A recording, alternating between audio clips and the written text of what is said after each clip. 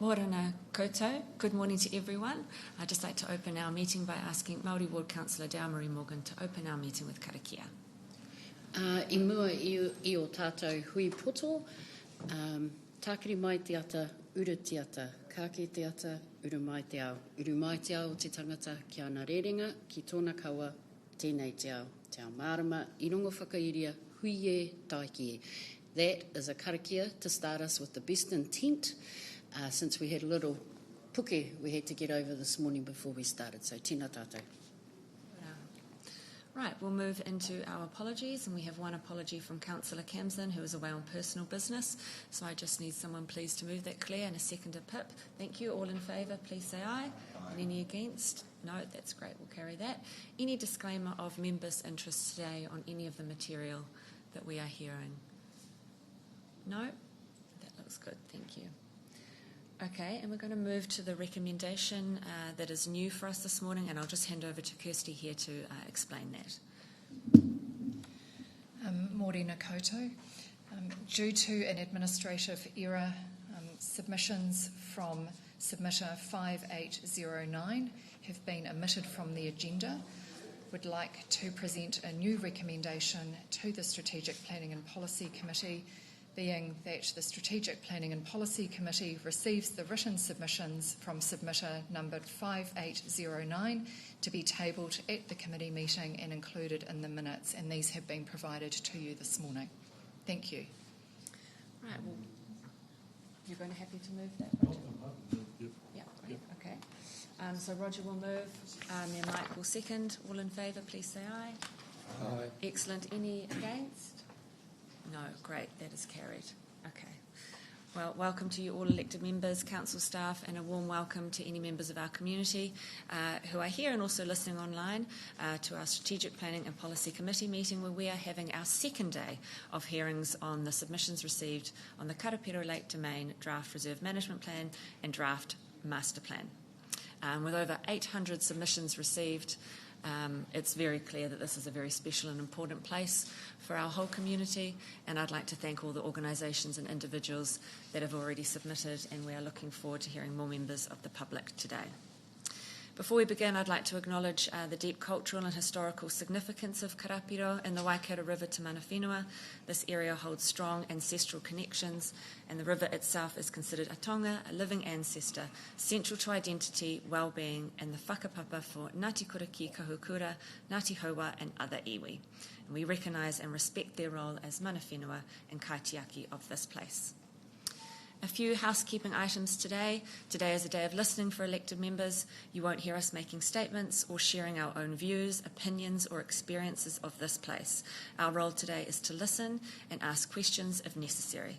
The insights and perspectives shared by the community will help guide our decision making when we come together on a separate day in a few weeks' time for deliberations. And from time to time, you'll see us glancing down at our devices. This is simply a moment for us to have a look at your written submission as you speak. Deb's next to me is keeping time. You'll hear a bell at 5 minutes, and then we'll begin our question time. Keeping to time means councillors are able to ask questions, and we will keep on schedule.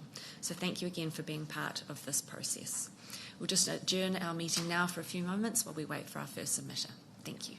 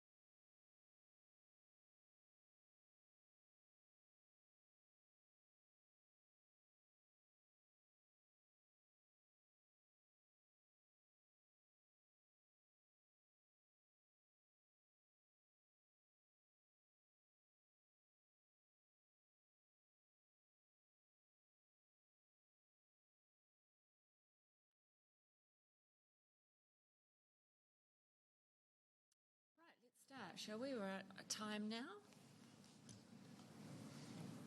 Good morning, welcome back to our hearings day on the Karapiro Lake Domain Draft Reserve Management Plan and Draft Master Plan submissions.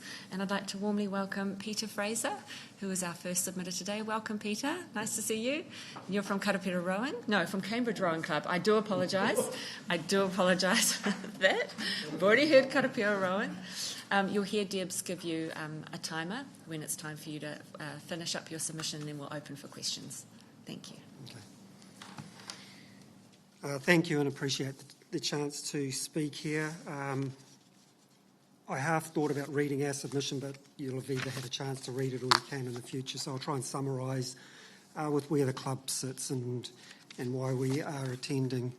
Cambridge Rowing Club, we believe, is the original sporting facility on Lake Karapiro. We initially took up some of the old buildings from the workers who were building the dam in 1940, that finished in 49. So we began our club in 1949 and have been in our current spot. I think it was built in the 70s.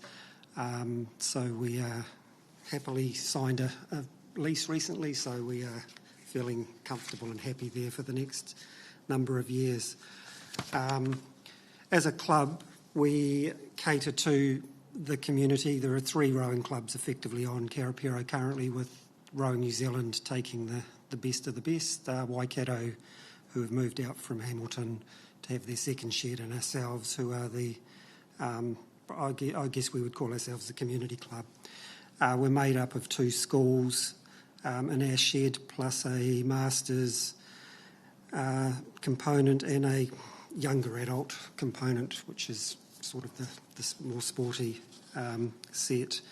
In the last couple of years, we've also, in collaboration with Rowing New Zealand, incorporated para rowing into our what we offer. A bit of background work to get that started, but we do currently have 2 active rowers rowing for the club. In relation to the long-term plan and what's been over the proposed coming up with a super club centre for multiple clubs in one spot, we are very much happy to discuss being part of that process. Key to the club is, I guess, grandparenting or guaranteeing of our spot. We know we've got the best spot in New Zealand for rowing. We see all the races were in the prime location, and we would be upset to lose that spot. Some of the designs that have been proposed work well with what our club can operate within. Our footprint that we need is a minimum of what we have there at present. We have over 100 boats to be stored in our current shed. We have just under 200 members currently. We are a year-round user of the lake. Sequentially, the schools are very much a Term 4, Term 1 users, where they start September, finish Māori Cup at the end of March. The club season runs pretty much through that summer space, but the Masters season is a year-round. We're a bit slow, we forget to stop training, so we're there year-round.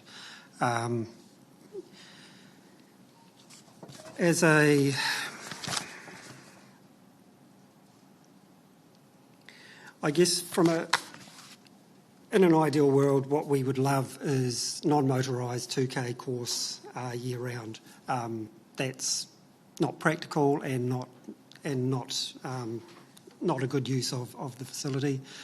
You've got all this great land you want to use at summer, Christmas, all the boats that come, the campers. It's a great spot for everyone. We talk so much health and safety. Lots of you will have been part of clubs that have had to have constitutions updated. So much time was spent on health and safety, and we sit there going, you have to do 3-part car licence to drive a car, you get to write a cheque and you have a boat and you can do what you like. Maritime law is there, but it's not really managed. From us, rowing in boats that have about a 4-inch waterline before we're flooded, an opportunity to have motor-free time is something we would like to be considered, although that's a lake issue rather than the domain. But we believe part of having the non-motorised point would be that we could give, e.g. till 9 o'clock, no motorboats. Rowing is generally done when it's calmest, so we do hit the water from 5 o'clock through to 9 in the mornings most days. To have those sorts of security, even if in this section of the lake up to the start line of the rowing course, we take our chances with everyone further south down to Horahora. But to have a time space, you then have your motorboats come in, get to utilise in the daylight. They can have their barbecues, those sorts of things, with the domain development that you have options to provide. I think as a club, the rowing club definitely supports the redevelopment. We've been to a number of the different meetings on that.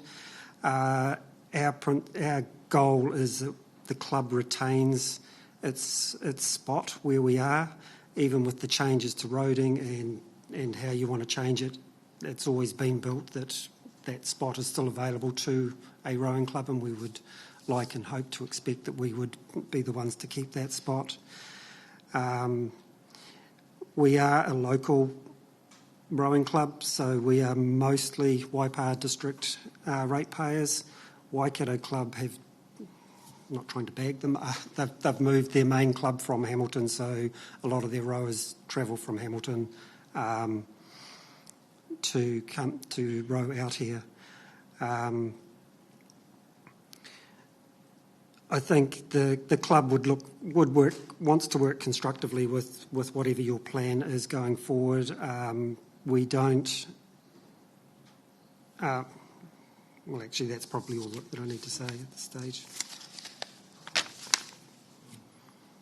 I'll open up to questions if there are any. Claire. Thank you so much for coming along and speaking to your submission. I just wanted to explore the shared space, that the rowing club has with the motorised. Like you've mentioned, there have been some challenges. Would you say that, though generally, that there is a willingness to work together, or do you feel there are real tensions and that you look to this process to formalise some protections? I don't think there are tensions. We don't talk a lot to our neighbours, the water ski boat, but I would like to commend them. They have a little speedboat pop around the corner there, and the guys who go over there with their wake boats every morning, there's a couple of boats that, like rowers, want to get out really early. They've been awesome the last 2 years. We have absolutely no problem with them. Even through regattas, they have always been very responsible. They have the right to access the lake. There isn't even if it's closed, but they go along at such a low speed, go down past, avoid the regatta. So I don't think there's a conflict. I think they have a concern that rowing is dominating the spot, or non-motorised. And we had the Brooklyn example where a boat club did move from their spot. But as far as directly between the two institutions, there's never been an issue, and we're really happy with their general. Their membership are good. I think it's people that come who aren't members that don't necessarily understand how we on the water have been operating together. Thanks, Claire. Any further questions for Peter? Dowmarie. Kia ora hua, Peter, and I picked up that you guys have been around here since 1970s. Are you aware of the sports that used to happen from Te Ihingarangi which is just over the back here. Oh, yeah. So I'll just, yeah. We used to practice waka jumping and things like that up here so that we could go down to Turanga Waiwai and compete down there. So you're not the original sport, just letting you know, so we don't forget that history around here. But yeah, I on the back of Claire St Pierre's question, because there is a bit of tension around motorised and non-motorised, and for the sharing of things, what would you suggest as wording that we would be inclusive of everybody as users on the lake? Wording. I guess we're looking at, from our club, we're looking at it from the health and safety, probably accepting Rowing New Zealand that row during the day. Most rowing occurs before and after school and before and after work. So we are a get in, get out early, the best water. And it really is just finding that spot to know that you can get out there without... We have our coach boats, they do their own wake making machines for us, but it's the... and probably even during we would give up in a time frame from Christmas, the week before Christmas to that 10th, 15th of January. It truly is just a speedboat haven out there, so we really don't. And our lot go on holiday, so we're local, we go on holiday, people come here to go on holiday, so but apart from those 3 weeks, I guess we're looking at a short window that is predominantly a non-motorised time zone during 48 weeks of the year. Peter, you've got a couple more minutes left in your time slots. If there was one more point you wanted to make, you're welcome to do that. I guess as a club, we want to be part of a solution. We don't want to be a problem. We've operated here successfully for 76 years. As a water sport proponent, the only thing that the thing we fear most is a death. We haven't had that, and so that's a safety, and we just want to be safe and happy and part of the community. Excellent. Okay.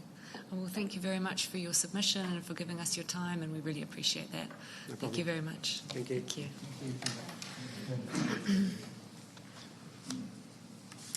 Right, and we'll move through to welcoming Nick now. Nick Dromgoole. Good morning. How are you? Welcome.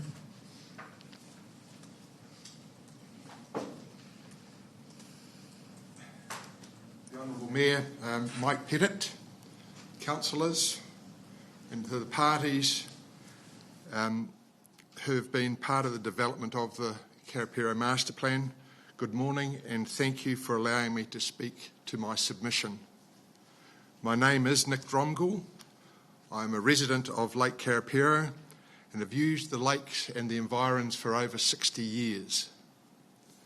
I wish to commend this initiative, as whilst we learn from past activities and experiences, doing the same we've always done will result in us going backwards. The history of the area and the formation of Lake Karapiro we are proud of. Recent investments in the generation capacity will see another 70 years of clean, green energy produced. The Lake Master Plan takes into consideration the half-life of these upgrades. So now I'm going to speak specifically to my submission and to the questions, because again, in following sort of the themes of my colleague Peter Fraser. So question 7, and I wish to make the statement that my first statement is in support on the lake domain facilities to be developed to support all on-water activities, including motorised and passive boating. The lake was built to supply energy to the whole community, and as such, the whole community needs to have access to the lake going forward. This includes passive and motorised boats. Question 12. I comment about replacing the retaining wall, the physical retaining wall in the domain. I have proposed that the materials used are Hinuera stone. So that is also part of the Waikato River story. Investing in materials that will last many lifetimes will create a similar legacy as to the construction of the dam in the 1940s. This would add to the legacy of the lake whilst creating robust solutions for a challenging and ongoing erosion problem and in sympathy with the natural environment and cultural ambitions. Question 13. The extent of the development of the domain, in my opinion, should continue through to Flynn Cove. As you'll note in front of Rowing New Zealand, the bank is supported by old truck tyres. And in this day and age, I don't believe that is not sensitive to the environment. Question 18. I don't understand the benefits of relocating the stream by the rowing club and between the rowing club and the water ski club. Combining and building a new facility for Cambridge and Waikato rowing has merit, and Peter Fraser has spoken about that. But I don't believe that the co-location and relocation of KRI to that facility is justified. KRI need their own space, their infrastructure, and support, developing Flynn Cove is critical, and it will just add to the absolute congestion of that area during a rowing event. And also having KRI essentially at the end of the course will add time for everything that they do up and down the course, because they are currently sitting on about the 750 metre mark.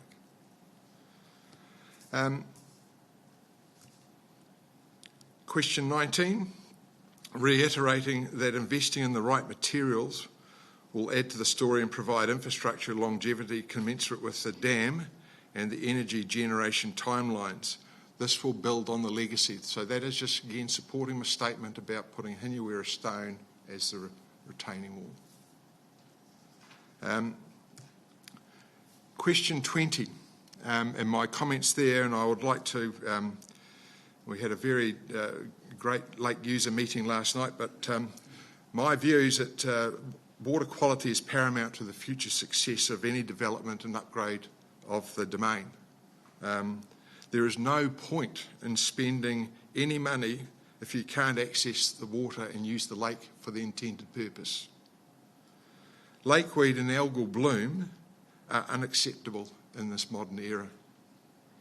The parties need to work together to do some detailed research and develop a strategy and plan for the water that reflects and supports the master plan. The basic activity of wanting to go for a swim in the lake should not be compromised by algal blooms. We've had some good science and institutions that should be engaged to do some formal research, in my opinion. So again, thank you for allowing me to support in person my thoughts and views on the master plan. I'm a pragmatic person and understand there will be compromise along the way, though planning and debating now for the future is absolutely commendable. Thank you very much, and I'm happy to take questions. Thank you.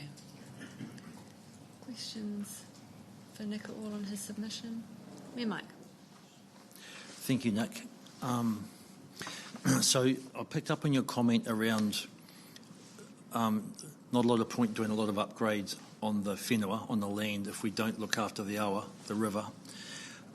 Do you think general ratepayers would be keen to pay increasingly to actually look after the awa in terms of the challenges in it? You've talked algae bloom and you've talked weed.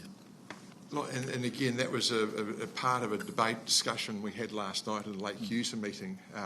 and it was a very constructive discussion, but there was a resolution from the meeting that the councillors will approach the dam Mercury Energy to also see, because the lake quality, the lake weed reflects and has a direct impact on the generation capacity. So it's costing our generator. So whether they can share and top up the fund to deal with the weed, and they get the benefit of the lack of constraint of water flows. Yeah, and I guess that's what we've heard, is that there's a total interlink between here and there. So yeah, that's what I've been saying. Rather than saying one is they are, and this is as the statement was made last night. This is recognised internationally as a superior destination for events on and off water, and we're proud of that. Yeah, but we need to build on that legacy and make sure it is fit for purpose. Kia ora, Nick. Thank you for coming to talk to us today. At the Lake Users Meeting, or do your groups have individual environmental plans on how you mitigate your footprint here at the Domain? Again, I'm a resident, so I am based just directly opposite. So I have spent the last, I built my property 10, 12 years ago. I've invested heavily in replanting, draining and controlling and planting native flax as manuka to help mitigate anything that from my property into the river. Sorry, that wasn't my question. It's just because with Mana Whenua, we constantly put money into restoration as people that have lived here for over 30 generations on the river. So we're constantly putting our own redress monies into the river for restoration. And I was just wondering whether the other users of the lake have the same kind of intent, especially when you're such a big activity user as rowers. I know Waka Ama, with Karapiro Waka Ama, those descendants, they come from a long line of whakapapa of 30 generations plus where they've had a responsibility to look after the lake. So I'm just wondering whether the users have individual responsibility environmental plans? And look, I used to be a member of Karapiro Rowing, of Cambridge Rowing, but Peter Fraser, who spoke before me, would know more about that. I've not been a member of that club for the last 3-4 years. So I am here as an individual, as a resident of the lake. Okay, thank you. Appreciate your time and coming to speak to us and your submission as well. It's Thank really you good. very much. Thank you so much. Have a good rest of your day. Nice to meet you. Thank you.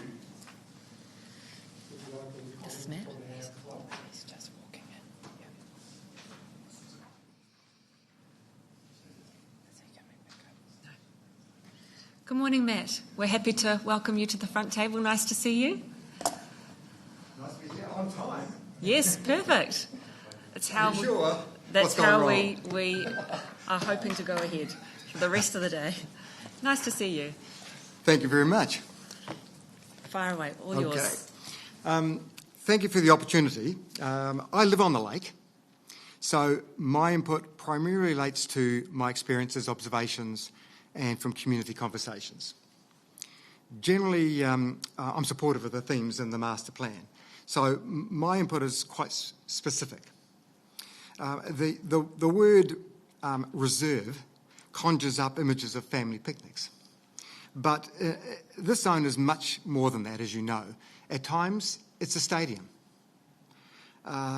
It's also a sports or interest group or hobby event centre. And at times, it's purely a commercial rented function venue, which we're in. Sometimes those renters have no community connection at all. So the zone at times can be compared to other venues like a field day site, Waikato Stadium, or in fact a privately owned major function centre. So like many venues, this zone is also surrounded by residential properties. So my first point is, in the documents, there's minor acknowledgement to the mitigating effects of those who live nearby and ensuring quiet enjoyment. There is no mention of the effects on the community under inclusive and respectful relationships or sustainable growth and adaptability principles. The plan covers all other relationships, iwi, leases, local government, land users and so on. It does cover working with landowners regarding environmental effects, which I totally support.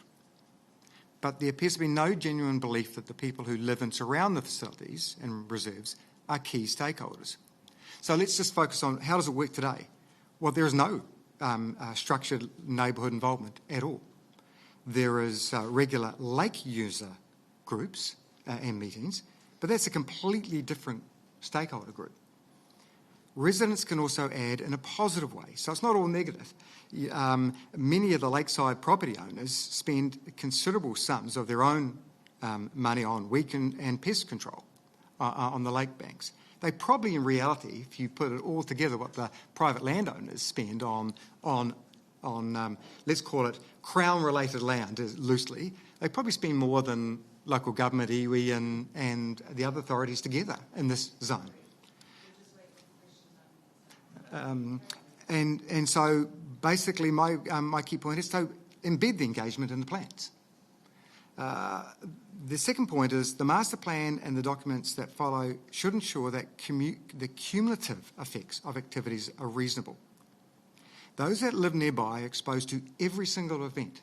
So it could be rowing, and then rowing next week, and then a skiing event, then hydroplanes, then a marathon that has a road effect.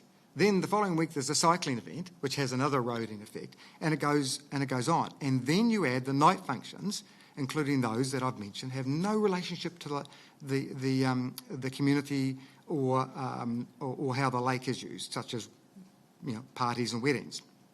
So limits on frequency of noise events, duration and noise levels, not just the obvious like music, but also PA noise. I'll give you an example. Wakarama, which I'm hugely supportive of as a community activity, but the week in January, the PA goes basically for 6 or 7 days, non-stop, all day. Okay? Now, that's great, and it's a really cool event, but there's a lot of people that listen to that every single day, 7 days, and at times that is the level of noise is noticeable. The use of the venue for private parties needs to be controlled in terms of frequency and duration as well. Now, before you turn off and think that I'm just another NIMBY, I don't live right next door. I'm on the lake, but I'm a kilometre away, so I'm not right in the thick of things like some of the people here or right across the lake. But I observe, and I observe the disruption across the road. I can see when they put the cones out at 6 a.m. and then the effects on the traffic. And so just like the limits on quarry truck movements, which disrupt and disturb neighbours, why wouldn't there be limits on the number of events and functions that disrupt neighbours? So in summary, the plan must consider that the facilities and reserves are in effect no different to a stadium or event centre, and review how best practice plans would include the neighbour stakeholder group in the effects of those in the vision, policies, principles and outcomes, then have continual engagement plans and processes and limitations to ensure balance with those that are affected by the activities. Thank you, Matt. That's it. Right, I'll open up to questions. If there are any, I'll start with Claire and then Pip. Just a reminder to elected members, this is a time for questions. It's not a time to share our own opinions or experiences. I'm taking questions only. Thank you. Claire and then Pip. Thank you, Chair Jo. Look, wonderful to have you here today. What I wanted to explore with you is your suggestion about involving the local neighbours and residents sort of in some sort of group that would allow them to have some input into the way the area is managed. Yeah, do you know if that's been tried previously? Sorry, I'm unaware of that. I've only been in the area for 8 years, certainly not in my time. I do remember Liz saying that there was a group a long time ago involved, and I was involved with a group called the Karapiro Environmental Group, which basically a collective group on both sides of the lake that gathered together to oppose resource consents on on artificial screens in the area. Okay. So there's an informal group, but no, actually, I'm not aware of any neighbourhood, let's call it neighbourhood group. Yeah, well, I was wondering, would you see a possible solution or option is to expand the lake users meeting so that there could be a representative or something? I mean, I might be on thin ice, like I don't know if it's a practical solution. I just think it's a good suggestion, and I was just trying to get a bit of a lead from you as to what might be workable. I don't attend the lake users meeting, so I do not know the structure of that, but I imagine the neighbours aren't interested in, look, are the markers out for the rowing working, or are they interfering with the skiers, or, I would have thought it's a complete different group. And I do notice, like, the field days, so they do a fantastic job at, I think, twice a year having really top quality, let's call it neighbourhood meetings. So I don't think it's new, and I don't think it's onerous, to be honest. But maybe the field days is a model we could look at or something. I would suggest that's a really good place to look. Okay. No, thank you very much. Appreciate that. And I've got a question from Dale Murray. Tēnā koe. As a community person who's inclusive, what are your relationships like with mana whenua? I've only, in my involvement since I've been here, has been exceptional on one project, which was the opposition to plastic ACP screens in the Karapere area. So we held hands. Who was that? It was 5 years ago. Poto. Poto. Okay, check in with Poto, because your statement of what we put into, 2 million into Maunga Tautari, and we constantly put into the lake. I don't know any other user or activity group that does the same as us, so please take iwi out of your conversations. Kia ora. Okay, thank you. Noted. Oh, sorry, Dean, please. Thanks very much. My question is about the noise aspect, just for my own understanding. So I'm involved with one event that is run out here. I'm involved with a school ball from Te Awamutu, and I think there's might be a few of the Waipa schools that use the venue, as I understand. Now, I know, because my part of it is with the music and things, that we have a strict control over the volume, and it's monitored during the evening, by the management people from this venue. And I also know that we've got a curfew, midnight, which seems pretty reasonable from our point of view. So you're a kilometre away from here. Can you hear our music a kilometre away when we have that event, or other events similar? Right. Do you like now, having said that, Liz runs a pretty tight ship, so I'm not being critical. Yep. I think how it operates, if I remember correctly, is basically at 10, the doors have to be closed. So, if it's a hot summer's night, you just can't say, well, we're just going to keep going and have the band, and so it operates pretty well in that respect. But are there effects? Yes. And I think my key point here is I don't expect it to be banned. It's about duration. So if there were 3 school balls a week, I think most people would say, wow, that seems excessive. So, but there is no, I'm not aware of any controls or limits on noise events. It's just many as Liz and a team can sell. And as our community gets bigger, and the surrounding area gets bigger, potentially that, so all I want is somewhere in the plan there are some acknowledgement of controls and limits. That's it. Thank you. One more quick question, Pip. Just general terms, it would be interesting to look at what Eden Park has done, for example, because we're in a similar environment to sort of Eden Park in Auckland, where you've got a big event. So, as we sort of consider that, I think it'd be great that we can get some form of local input, but use models that we use around the country to sort of try and find a solution whereby locals can at least have their voice. And I think it's a good point also. It raises that point that if you're involved and consulted, it usually reduces the level of the unknown creates stress often. So how long is this going to go for? You know, is this going to be a 4-day event? Is it going to be a 2-day event? You know, no. It's so sometimes just simply consultation and knowledge helps the entire process, which does not occur today. It's just non-existent. That's right. Well, thank you very much, Matt. We really appreciate your time and your submission, and really appreciate you giving us this time in your morning. It's a privilege, and thank you very much for Thank you the so opportunity. much, and nice to meet you as well. Thank you. Thank you.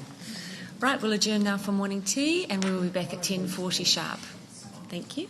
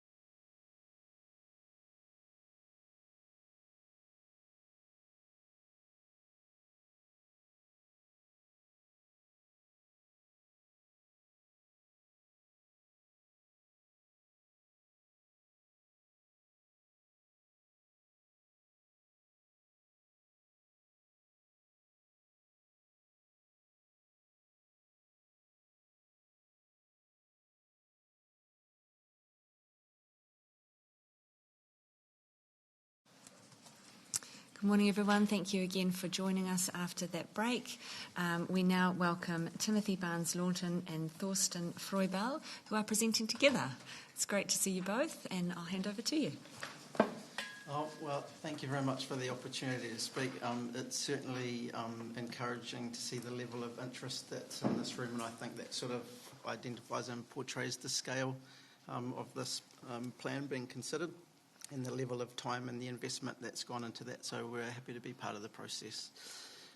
So thank you to all of those that were actually involved in the initial part of the process, Lisa for helping out with sorting this part of the process, and David for leading us through to this point. Like I say, we do recognise that it's significant, and it's going to involve ongoing investment, and no doubt in some form it's going to deliver some pretty positive attributes for the domain moving forward. From our perspective, we certainly hope that those benefits extend to the wider community, including general lake users and community sporting groups, not just a limited or event-focused user base. As introduced, I'm Tim Barnes-Lawton, and I'm here representing the Karapiro Water Ski Club. I'm the current president. As many of you will know, that KWSC is a long-standing volunteer-led community club that has successfully coexisted on this lake for generations. We promote Kiwi recreational lifestyle, family participation, youth development, and safe, inclusive access to on-water activity. We support community sport at all levels, from the first-time participants through high-level performance athletes, and we're proud of what the club contributes to the community, water sports in general, to New Zealand tournament skiing, and also the domain facility as it stands. We are a proven functioning part of this lake, and we have one of the strongest facilities in the country. We host international athletes, develop junior talent, and continue to contribute to both community participation and high-performance outcomes. And that system works. We do support environmental improvement, and we do support thoughtful development of the domain. We also recognise that facilities may evolve over time, including the possibility of a shared infrastructure.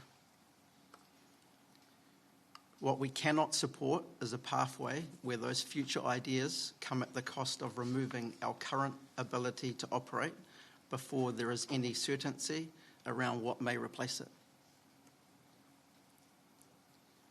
The current proposal, particularly the relocation of the stream, has a direct impact on our leased land, our clubhouse, our boat shed, and our purpose-built ramp.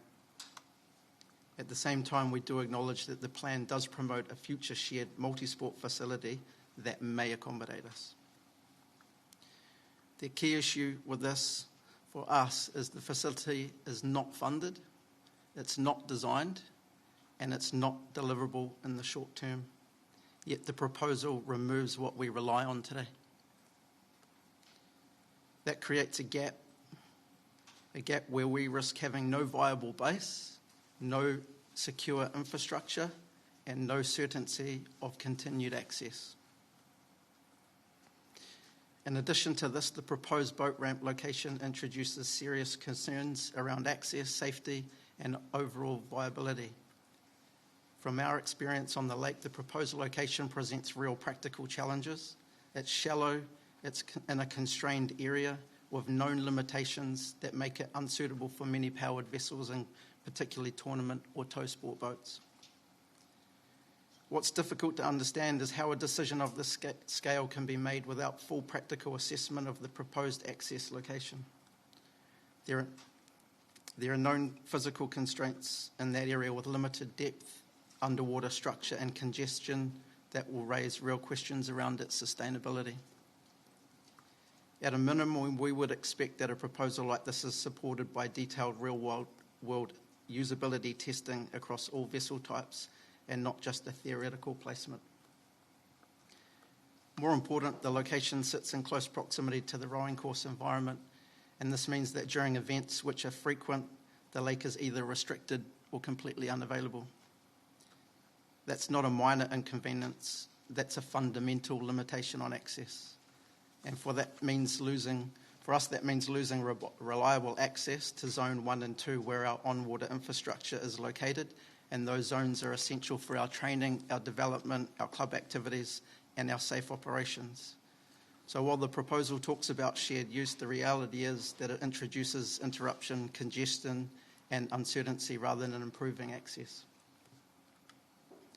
When we look at this against the vision and strategy for the Waikato River, which includes improving access for recreation and sport, it's difficult to see how the proposal actually achieves that.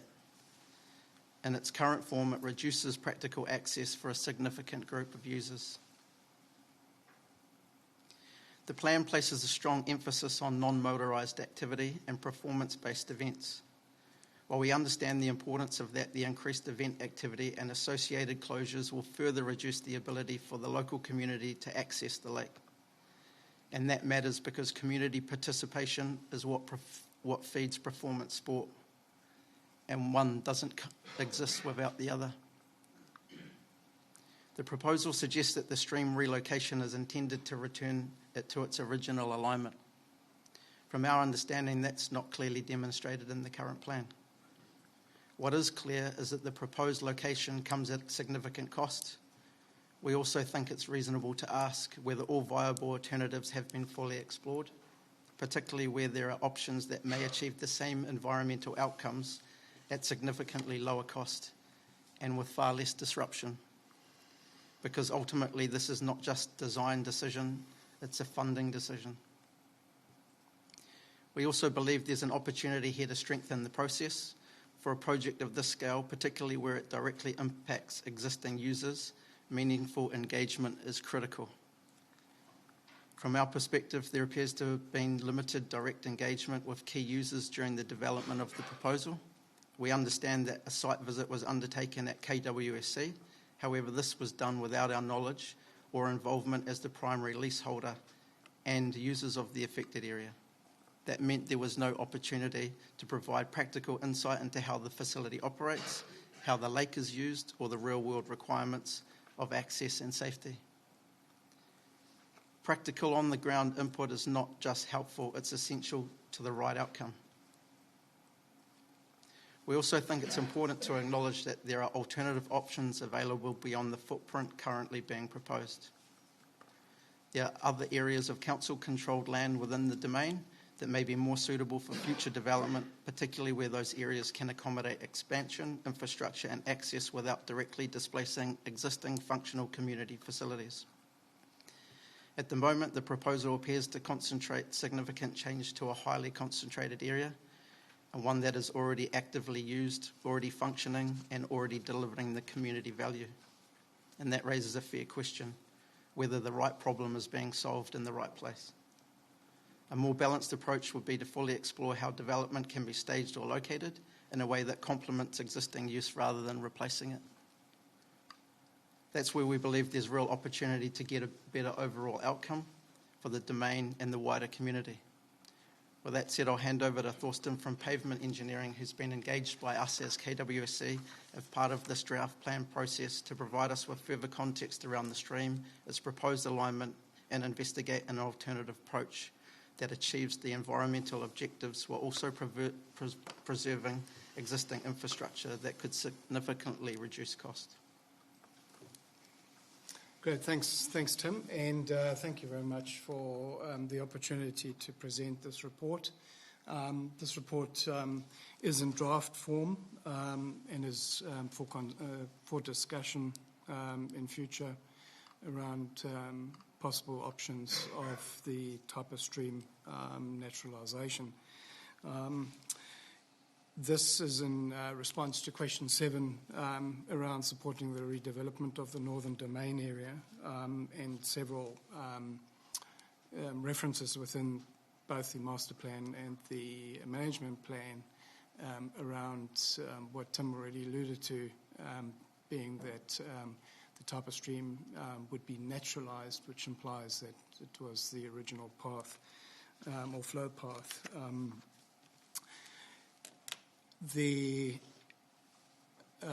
evidence and the discovery, I have got a disclaimer in there that I am a member long-standing member of Karapiro Water Ski Club. I've also been a previous president of the club, but I'm also a fellow member of the Engineering New Zealand, which obliges me to follow ethical considerations. So the conflict is, I'm trying to keep this factual as much as possible in the discovery. In the background and scope, I've outlined several references in both the management plan and the master plan, referring to the fact that the type of stream it needs to be naturalised, and I might just click to those particular snips. Backwards. So snip number 1 shows the type of stream in its current position, which is somewhat and in a sketch that is labelled sites and features of significance to mana whenua.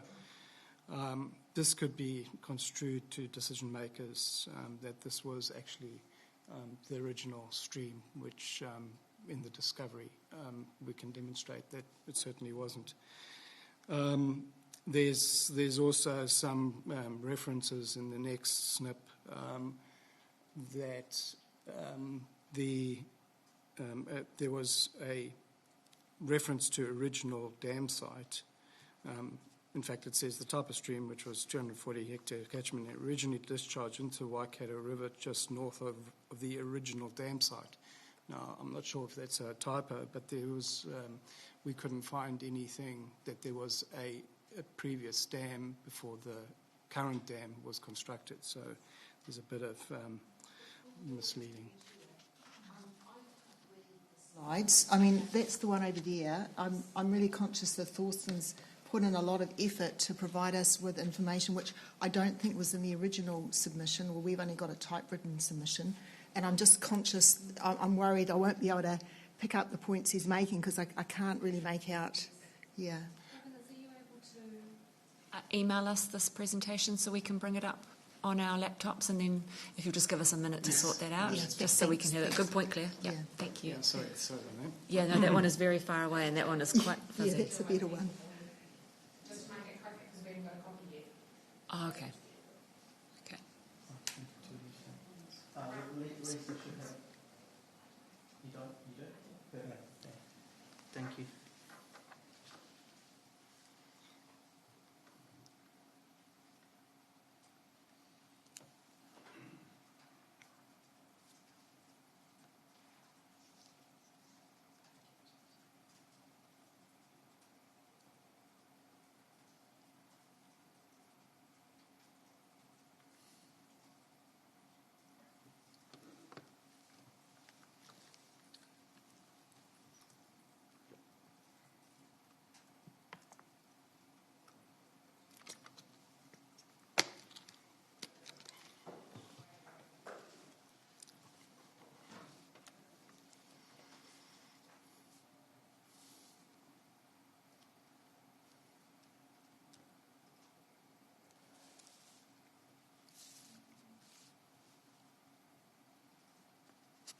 Great, thanks, David. Right, that should be coming through to us any moment.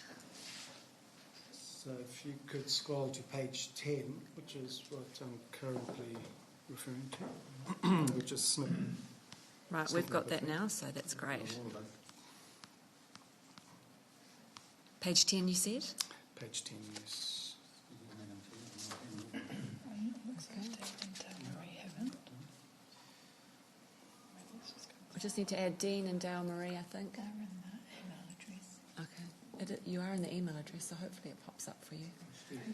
Okay. Carry on, Thorsten, and we'll catch up as we come along. We might share devices if necessary. Thank you. So there's a discovery that we made, which is a Mighty River Power report, which is snip number 10.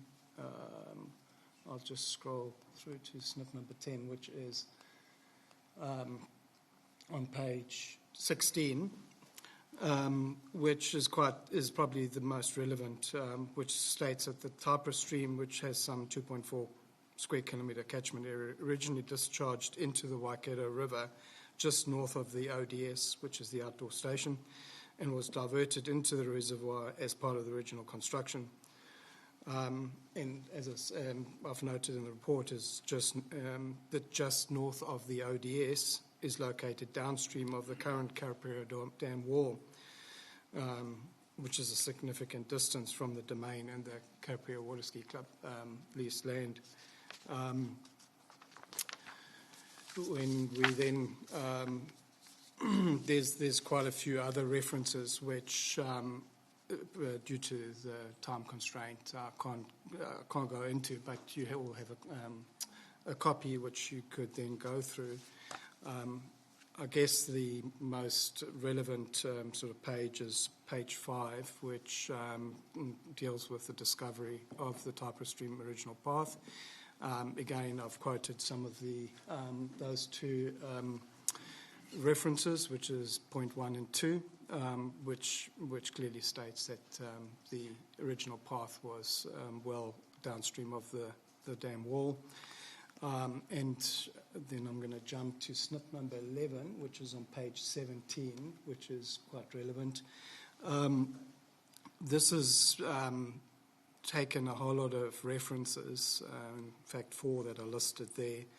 And what I've done is basically traced, going back to old school tracing, and to put it onto a modern day Google map to show where that blue line shows where the Taipara stream actually went into the Waikato River, which was the original path. The yellow line is then the Taipara stream diversion, which is man-made, which then comes out in the northern area of the domain area.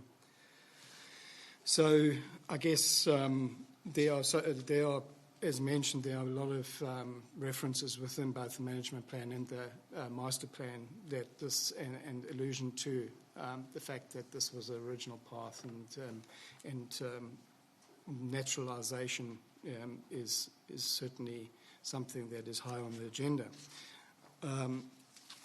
When we talk about naturalisation, we generally talk about wetlands, and I'm turning on to page 6 of the report, which talks about risk of environmental silt pollution. The Tonkin-Taylor report, which dates back to 1999, again in this Karapiro performance report, talks about 18 cubic metres per second, that's 18,000 litres a second, of water during a significant rain event.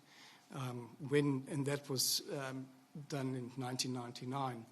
We've all experienced, in particular the last February 2026, rain event that hit the Waipa District Council, and in particular Tauranga, and I would think that if that significant rain event would have hit around this particular catchment, that the 18,000 litres per second would have been exceeded, because it's well documented that rain events are getting more frequent and more severe, and that's pretty significant. Now, the point is that if you have a look at the current fall of the land where Karapiro Water Ski Club is located, if you wanted to fit that into a 20-metre wide naturalisation, call it wetlands, to tame the water, 18,000 litres per second would completely decimate that in a very quick way. So the naturalisation would have to involve significant engineering in terms of concrete dissipation, water energy dissipation structures and so on. So the look and feel would be a far cry from naturalisation. It would look like a man-made structure once again, which is the reason why there's these dissipation structures, which aren't very sightly. They're quite frankly, quite ugly. But there's a reason for those, and that is to make sure that the energy of that water that's coming through in a significant rain event is dissipated, and so that there's no silt that goes into the lake. Lastly, but not least, we've got figure 2, which is on page 7. I'll scroll there.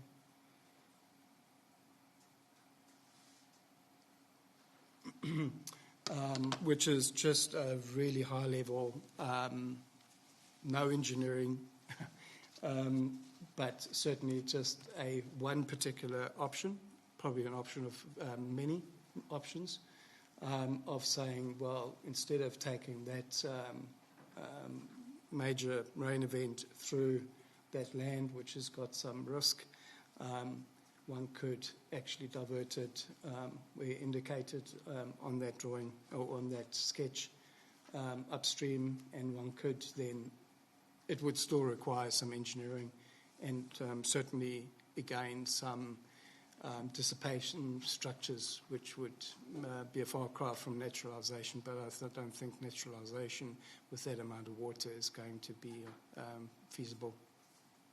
And thank you very much for your attention. Thank you both for that very detailed submission.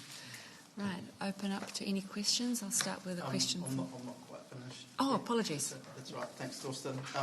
So what's been presented shows that there is practical and viable alternatives, and that further consideration of options is both necessary and justified. It's important to remember that the current environment does work. The clubs and their users around the lake currently coexist. We all cooperate and we respect each other.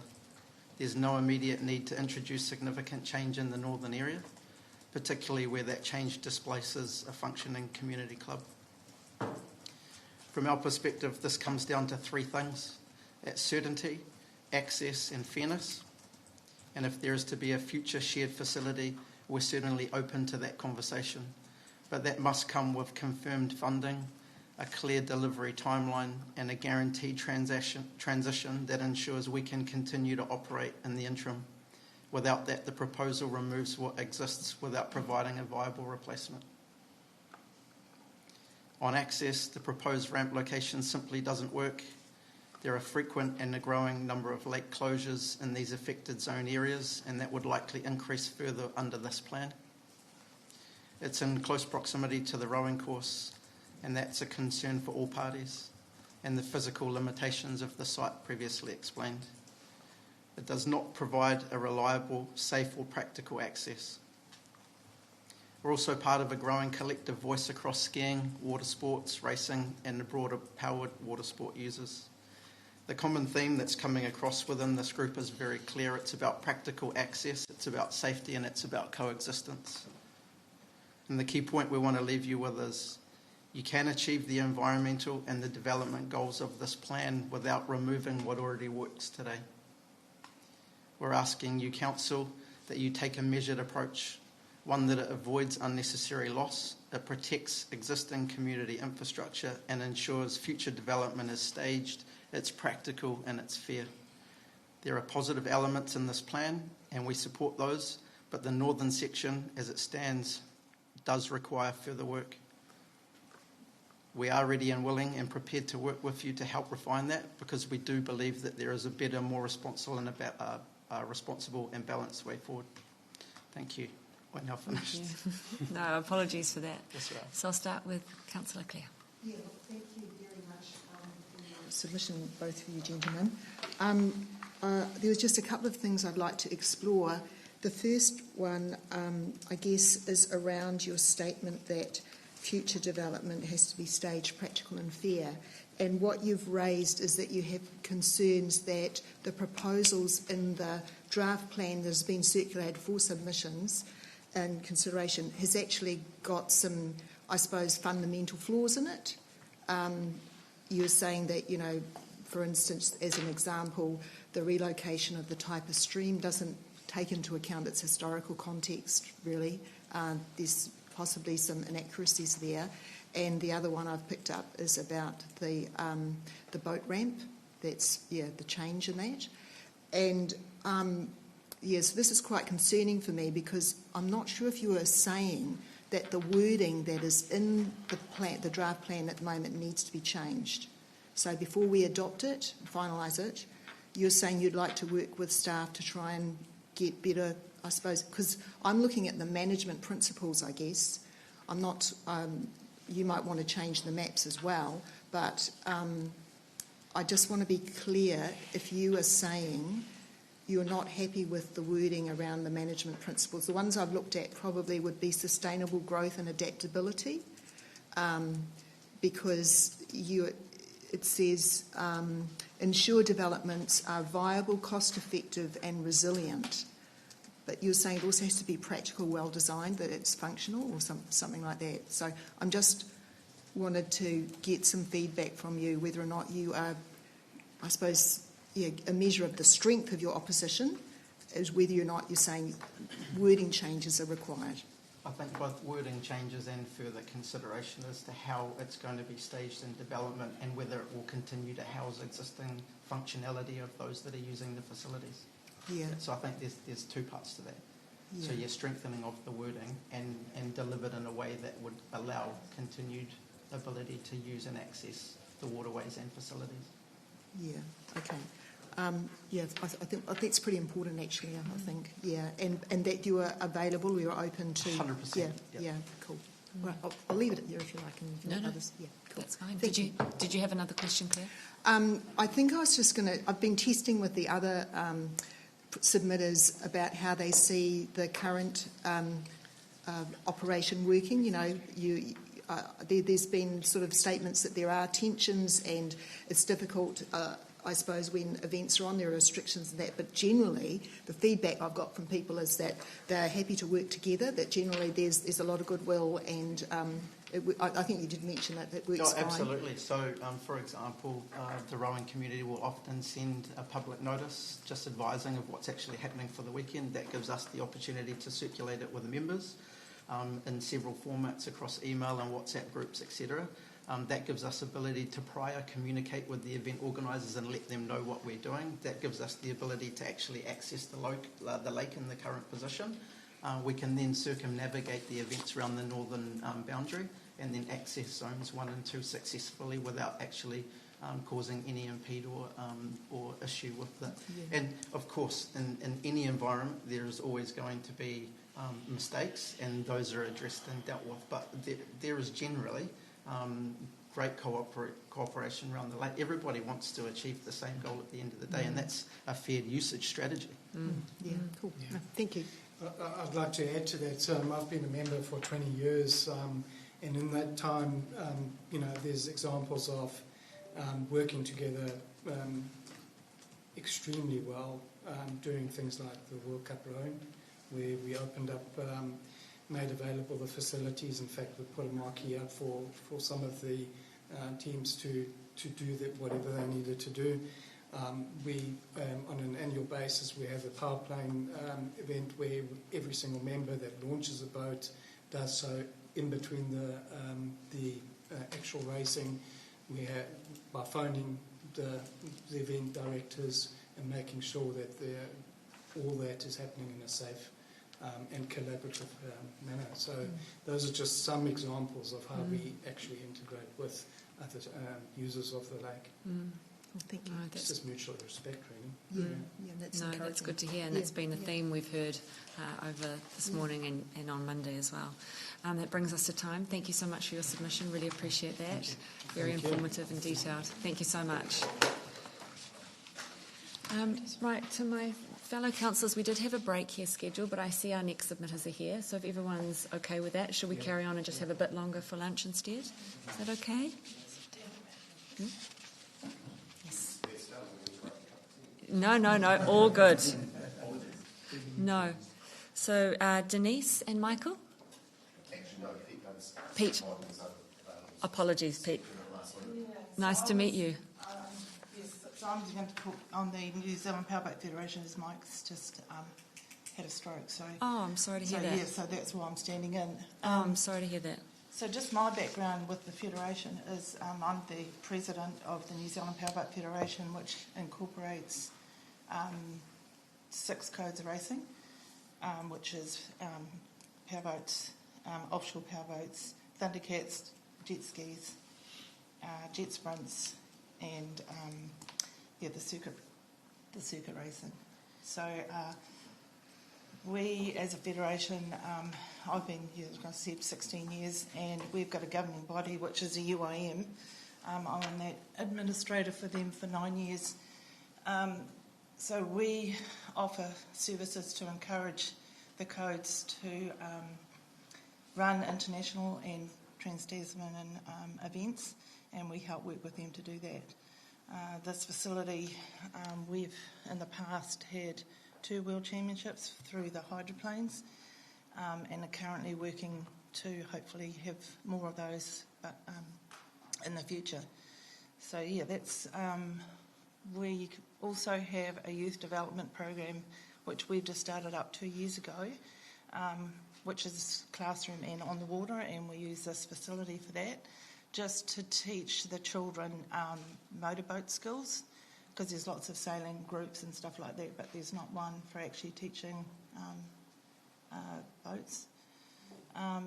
Also, my background too is my father was telling me today that he was here in 1949 when this was flooded. He was 12 years old, and back then he then went on to boat racing himself when the Cambridge Yacht and Powerboat Club had the facility on the right-hand side of the ramp. And as a child, we did boat racing. My dad started racing back then, so that was in the early 60s. So we've got a long history in my family. And then in 1978, when they had the first rowing, that complex was pulled down and they built the 1978 one. And then in 2010, I think it was, that was pulled down as well. I've rechanged for the next World Champs.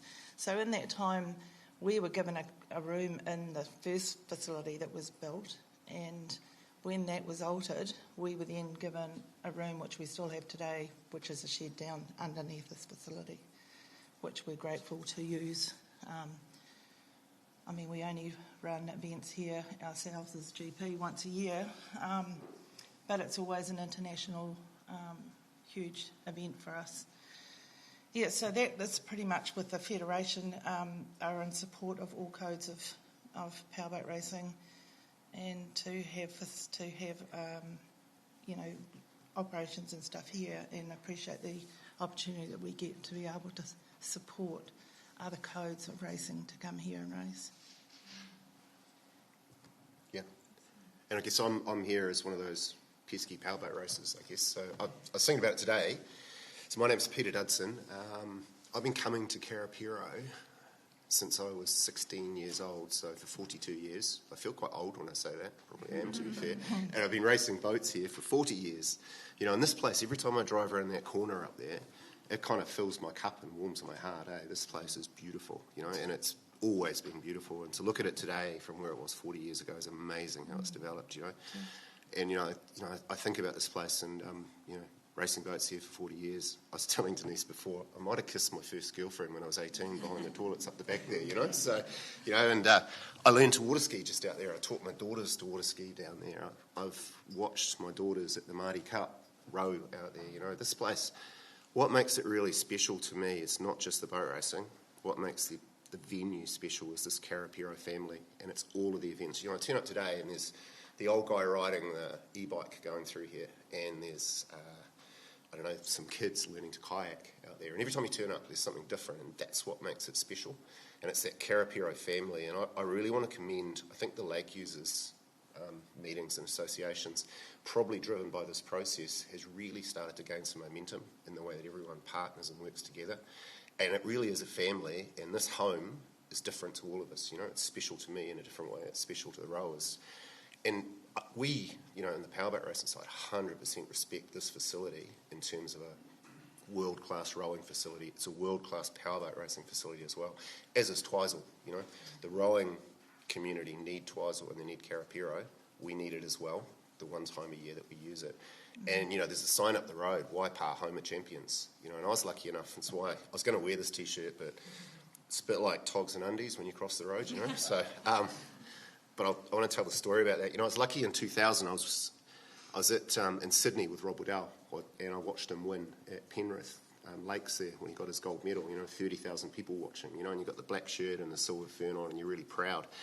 This lake bred those champions. You know, in our sport, it does the same. And for years, the best of the best have come from Karapiro and gone overseas. And this shirt here, and Denise and a few of the team, in the last few years, we've been lucky enough to go to the US and into Canada and race there. You know, in Guntersville in Alabama, we win in front of 70,000 people. You know, Madison, Indiana, we win in front of 75,000 people. And then you go to a place called Valleyfield in Canada, 100,000 people, and we win, and we're the best of the best. And everyone there, it's actually hard to keep this shirt, to be fair. And it's like wearing the All Black shirt, you know. This place bred those champions. So there's a deep culture and respect for this place, and also the other users. So I think, I was going to say, I was thinking about today too, this whole process is quite exciting. I hope to see the next 40 years, probably won't, but whatever version of it is, where we go next. But, you know, all the lake users, we're a family, and I suppose the team here, in some respects and decisions and growth like this, you really are acting like the parents to the family. Probably felt like it in the last couple of days. And, you know, when you've got children and you've got to make decisions about the future, I think what's really important is you've got to, you know, all our children are different. Some of them are gold medal rowers, some of them are world champion powerboat racers. Some of them just like to sit by the lake and dangle their legs in the water when it's quiet, you know. So they're all different, and I think parents, we've got to kind of encourage and foster excellence, but we can't show favouritism, because favouritism destroys families, you know. So I think the way Denise and the team, we partner with the other lake users, and I heard the last submitter saying the same thing. This partnership we've got going now, I think, is a really strong thing. We work in Twizel with the rowers as well, you know. We fully respect how important rowing is to the community in this space. And the way we're partnering with them is, I don't think there's any issues, and I'd hope they'd say the same, you know. We certainly don't have any issues, because if there's a date change, we're regularly the first weekend of February, but if there's a rowing event on and they need for us to move, I usually get a couple of years' notice. They ring and say, can you change, and we work with them. And they're also really good. Karapiro Rowing work with us prior to our event and help we use some of their infrastructure, like their pontoons and stuff like that. And they're more than happy to work with us, and we work with them. So we also make time available for their training. We never stop that, and we work the times with them. They're on the water before we start, and we're off the water so if they need it later on in the day. So yeah, we do enjoy the fact that we do work with them, and yeah, it works well. I think probably one point we were talking before too, we've got these international drivers now coming here. We've got the World Championships. We had 3 million views on the last meeting at Karapiro out of the States that we're looking at. So you go to Canada or you go to Madison, and that Madison, it's hard to explain in the sport, but it's the home of that sport. Everyone knows what Karapiro is. Everyone's seen it, you know. So that social media presence driven by, you know, the champions that we drive out of Waipa, I think it's a pretty special thing. So, and we're fortunate that most years we also attract a lot of, sometimes we have international competitors, but if we don't have the international competitors, depending on what we're running, we do get a lot of people from overseas that do come to the events. And like Peter just said, our live stream and our viewers are really high. So people do get out in the middle of the night and watch what we are doing. So we're followed because we have champions that have gone from here to race overseas, and they've been racing overseas now for 6 years. They go at the end of this month, and to say one of them has actually won back-to-back, and it's like a world championship over there in our sport, in Canada, in the US, and and so we're proud that we do produce world champions out of our sport as well. So. Amazing. Thank you very much for that informative and very heartfelt submission as well. I really appreciate it. I'll start with Marcus, and then we'll go to Pip and Dean. Yeah, it was a great submission. I'm just wondering, can you give us some info about how you think of the water quality and the weeds issue and stuff? Does that impact you guys? it does a little. the boats don't like, especially when they're launching, you can have issues. Obviously less so than a non-powered boat, but if anything, we possibly help the weed. Sometimes. I was just going to say, I was at the Lake Users meeting last night, and it was a real thorough conversation that last night about what the problem with the water. I also agree. I think we stir it up, so we don't have ballast or anything in our boats. So most of our boats don't have that. So we don't have problem with weed getting in, or the deck units, or we don't have those sort of boats. But I know that it is a problem here, and I didn't realise how bad it was until the meeting last night. But it doesn't really. It doesn't Not so bad. impact us. Yeah. No. Eventually, obviously, if it blocked the ramps off, but that would be the same problem for everyone. And I would say, in terms of water quality, with the clam problem as well, these boats are everyone's pride and joy. They are pristine, So we've got all of the environmental plans around that, and really conscious as well that we move these boats, but very different to boats with ballast and jet units. They are pristine. So yeah. Great, Pip. Thank you, great submission. Just one question I want to ask is that is there a major conflict with regard to everybody getting access? I mean, to what extent do we have a major problem of not everybody not being able to achieve what they're doing? Are we trying to solve a problem that's not there with goodwill? I don't believe there's a major conflict. Like I said before, if obviously rowing, they ring.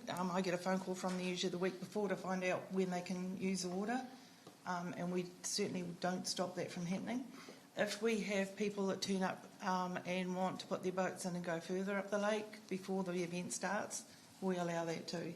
Even during some cases, the lunchtime they can launch and then launch up the far side and go around. I think the partnership with rowing is really strong. So from our perspective, I don't see any conflict, and I'd like to think that other submitters would feedback that we are very flexible and kind of, again, respect the multi-use aspect of this, because we all need to, So, so maybe we're all solving a problem that doesn't exist. And if I'm honest, maybe some of the submission wording wasn't worded the way it was intended, and if it's done anything else, it's created this wonderful, more active lake users group. And that meeting yesterday, the meeting last night, you could tell that, I think through all of this process, you could feel in the room it was so much better, because I went the October, I think it was the one previous, and everyone, you could feel the tension. But to me, I thought it was really good last night. I really did. When we sit down with good friends with Mike Roger, we sit down with him. He understands how important this is to power barrows, and when he explains to us how important this is for Olympic qualifying for rowing, and you have to respect that, so we have to work with them. And it's the same in Twizel, They've only got a couple of locations, as do we, so everyone needs to work together on it. Yeah. And we pride in using a lot of local people here. We don't bring people, the only people we do bring from outside of this area to help with our event is our medics, because they're specifically trained. But we use local groups like the Tractors and the Cambridge BMX, and it's giving those people also the opportunity to make money out of our event. So we pride ourselves on using local people, as we do when we run in Twizel. We can't run without the support of local people as well. Great. And we're here 4 or 5 days, at least. I'm here probably 10 days prior to the event, and we're fortunate that people in this town work with us, so we appreciate that. That's great. Dean? Thanks very much. Yeah, it was really good lot of information. Now, I presume that your boats would need pretty good ramps and room and water depth to launch. Would that be true? They do. Yeah, they need a metre or two of depth to launch into. So at this location, you'd launch on the main ramp. That would be the only one here suitable? It is. Yeah. And the second thing is, where do your drivers, where do they do their testing and tuning and things like that? Are they using the lake outside of your events? Not generally. The problem, or the excitement of the sport, is you can't test and tune. So, as I've found out many times, Denise, you just turn up and break down. We hire the lake. We usually hire the lake on Friday, for 3 days on the Friday, and we use part of that day for our testing and setup. Yeah. because those sort of boats, like our big boats, have to be craned in. It's not, they can't just go down And I'm a put the member boats of in the the Cambridge Powerboat, Waikato Powerboat Club as well, and we actively discourage the smaller boats even testing. It's not safe, you know, and people don't do it, you know. So you're telling us that the powerboating fraternity use the lake here when there's organised events or organised days? Yeah, it's the only safe way to do it. I think and one we of have medics and everything on site. So I think one of the things we might have heard when this perceived conflict between the powered craft and the non-powered craft might not be the organised users of the lakes who have all their rules and regulations. It might be the people that turn up with their own boats and want to Correct, go and boating. they're not who we're representing. And you're not representing those people because there's no... Well, there are rules and regulations, but... so... Yeah, that's not really a question because you can't answer it, so don't worry about that. No, but yes. Thank you. Any further questions? Dale-Marie. Kia ora koutou. Thank you for coming today, Peter. I picked up you said you have environmental plans. Can I find them on the website, on the New Zealand? Yeah, hang on, and just in case I've got the right website. We have them per event, don't we? Yeah, so we do have a very in-depth environmental plan, but it's site-specific. It's not a genuine, one for everyone to use, and it isn't not. You won't find it on the website. But we can share it. I can share it to you. Yeah, We'd that like to. More than happy to. I really appreciate that because every other user I've asked haven't offered to give one because I don't think they've got one. That's awesome to hear. Going from council to council or venue to venue, there's different requirements, obviously. It's site-specific. So we have a very intense one here that's site-specific, and we engaged a health and safety officer of Northport, who is also one of our medic divers, who helped write that plan. So, we've got myself. I'm the CEO of a company with 600 people, 19 workshops around New Zealand. So when we build these plans, we've got kind of external subject matter experts and members such as us, and it's important. I've never seen an oil slick on this lake, and we never want to create one. And so the plans around that are critical. And I think, and I would say, from 40 years ago, this place has changed, and from 40 years ago, so's our sport, and the respect for this place is at a level that I've never seen before, and it should be too. So, but we'll share the plan, the latest one. Yeah. Excellent. Thank you. Well, there being no further questions, just thank you so much for your time. Appreciate what and you're your doing. submission. Thank you for your time. Mums Denise and and dads. Pete. Yes. And also, please pass on our best wishes to Michael as well. I will. Thank you. Yeah. Appreciate your time. Appreciate it. Yeah, Thanks for your time. absolutely. Great Thank you. submission. Cheers. And lovely to meet you. Thank you. Yeah. No, it was perfect timing, so thank you very much. Right, we will adjourn now for our lunch break, and we will be back at 12:50.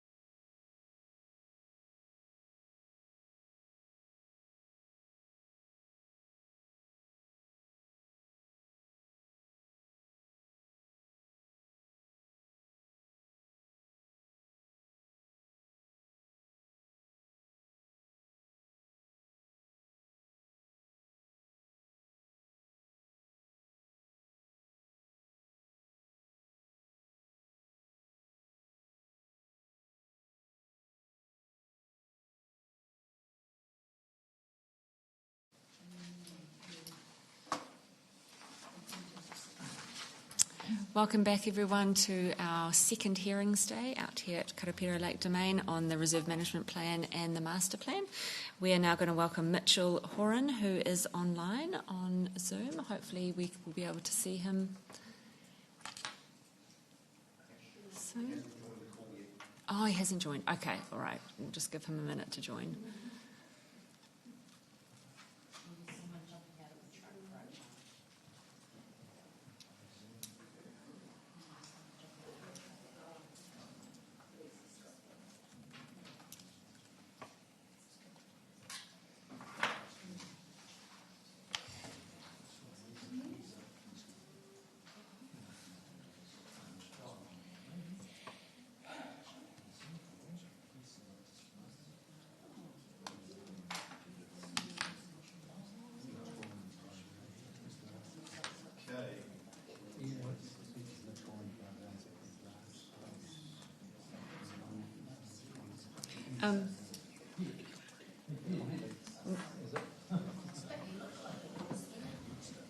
Mike.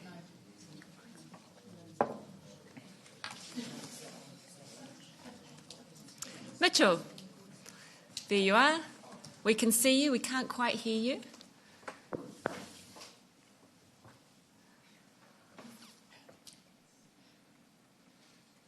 Can you hear me? Yes, perfect. Excellent. Over to you. Nice to see you. Excellent. Fantastic. Chair, councillors, thank you for the opportunity to speak. I'm going to consider the submission as read and talk to the themes of my submission. I want to be clear from the outset that this submission is not opposing high-performance sport, and it is not opposing iwi. It is not resisting change. It is about who this council represents and how a public asset is being governed, and whether Lake Karapiro Domain is quietly shifting from a community reserve to a controlled venue. Lake Karapiro is a public asset first. It is not owned by any organisation or sporting code. It is a public domain held in trust for ratepayers and the wider community. Yet when the draft reserve management and master plans are read together, a clear direction emerges. More priority allocation, more structured exclusion, and more emphasis on elite non-motorised events and training, and fewer genuine opportunities for everyday public access, particularly during peak periods. This has not happened overnight. It has happened incrementally. That cumulative shift is what people are reacting to. On paper, the plan speaks of balance, but in practice it screams hierarchy. The objectives and policies are consistently tilting one way. Elite non-motorised sport is explicitly prioritised, not only for events, but for ongoing training too. Community access is then framed as something to be managed around those priorities. The master plan then locks this in through zoning changes, club consolidation, relocation of access points, and redevelopment of the Northern Domain. Each step might be reasonable on its own, but together they produce a predictable outcome. Reduced access for the public during weekends and summer, the very times families and ratepayers rely on this lake. That is not shared access, it's a hierarchy of access. My family has over 50 years of history on Lake Karapiro, and I have a foot in both camps. My father and uncle were Olympic rowers here, and I learnt to water ski and frequently trained here for multiple world championships. I am not opposing elite sport. I am opposing a planning direction that quietly signals that the biggest players now set the terms, and the community must adapt or step aside. The master plan promotes consolidation of clubs and facilities framed as efficiency, but nowhere does it demonstrate that existing clubs are unsafe, that existing ramps are failing, or that coexistence cannot continue. In fact, Lake Karapiro's own history demonstrates the opposite of multiple clubs with multiple access points and decades of coexistence. Centralisation increases congestion, concentrates risk, and removes resilience from the system. That is optimisation for events, but it is not stewardship of a public reserve. I want to be clear here that I don't have evidence that Rowing New Zealand or other elite sporting bodies pay the council for booking exclusive lake access that restricts the publics, but equally I don't have evidence that they don't. But what is clear is this. Any payments that exist relate to buildings and facilities on the land under long-term leases extending to the 2040s. They do not relate to ownership of the water, and they do not relate to ownership of the lake, because Lake Karapiro has, and always has been, and must always remain, a public asset first. So the real question is not who pays what invoice, the real question is who is losing access. Ratepayers turn up in summer, the short window when families use this lake, only to find it unavailable. It's booked out, week after week, during the best periods of the year. The family wanting to teach their child to ski can't. The casual recreational user, shunned. The same people who fund this asset through their rates, they're being pushed aside, not by accident, but by policy. If elite sporting codes believe they require prioritised or exclusive access, there is a proven solution, and one this council should actually be suggesting. Countless other developed, high-performing sporting nations have done the same thing. They build purpose-designed, man-made sporting lakes and fund it themselves, because they accept a simple principle. It is not acceptable to progressively remove public access from public lakes to support elite convenience, and they know it, but they don't care because they're not accountable. You are. At the 2025 local elections, Waipa voters made a clear direction to remove the Māori ward from this council from 2028 onward. Regardless of individual views on that outcome, it represents an explicit expression of constituent intent about governance arrangements. Considering the strong co-governance framing, language, worldview, and outcomes already embedded in this plan, it raises a legitimate question. Is Council still acting consistently with the governance direction its electorate has chosen? Mana whenua engagement is appropriate, but when core planning documents clearly infer predetermined outcomes through governance structures, rather than through elected decision-making, councillors risk moving ahead of, rather than with, the community they are elected to represent. You've seen where that path leads. Far North, Gore, Taupo, Waipa's not there yet, but this plan is clearly reading in that direction. In closing, I'm asking councillors to pause and reconsider the direction this plan is heading. As part of your deliberations, I suggest you ask yourselves, who does this plan prioritise? The ratepayer who turns up to use a public lake, or elite sporting users who want exclusivity? And if it's the latter, why should the community accept reduced access to a public asset to support convenience that other countries fund through purpose-built facilities? I ask that you amend the plan to reflect that Lake Karapiro is a community-first, not event-first, location. Be honest about the cumulative impact of exclusive use. Retain multiple clubs and access points, and reassert accountability to the people who elected you, because they will remember decisions like this, because their access is either default or it is not, and the community will vote accordingly. Thank you, and I'm happy to take any questions. Thanks, Mitchell. I've got your first question from Les. Yeah, no, I'd just like to thank you for your very clear and focused submission. Thank you. Dalmarie. As a user of Lake Karapiro, what are your relationships with mana whenua? Nothing that I can point to directly. I've grown up in this town, been here my whole life. Oh yeah, we've been around for 30 plus generations. Does your hang on, it's not about who was here first. This is not about who was here first and this is mine. Well, this is a public asset. Excuse me, you just made the statement and I just returned one about who has been here. Do you have any environmental plans that back up your submission around the health of the awa? Relevance? Well, in regards to, we're talking about the betterment for the lake. Absolutely. And as a user, can you direct me to any spaces where you might contribute to the healthy benefit of the lake as a user? Irrelevant. I don't see the relevance of the question. Okay, kia ora, thank you. Thank you, Dalmarie. That's brought us to time, Mitchell. Thank you very much for your submission. We really appreciate you giving us your time this afternoon. And have a good afternoon. Thank you so much. Thank you. Right, Duncan. Nice to see you. Come and have a seat. Welcome.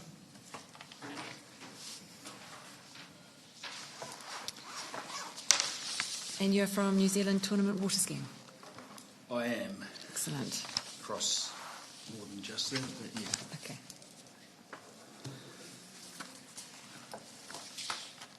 Kia ora koutou, katoa.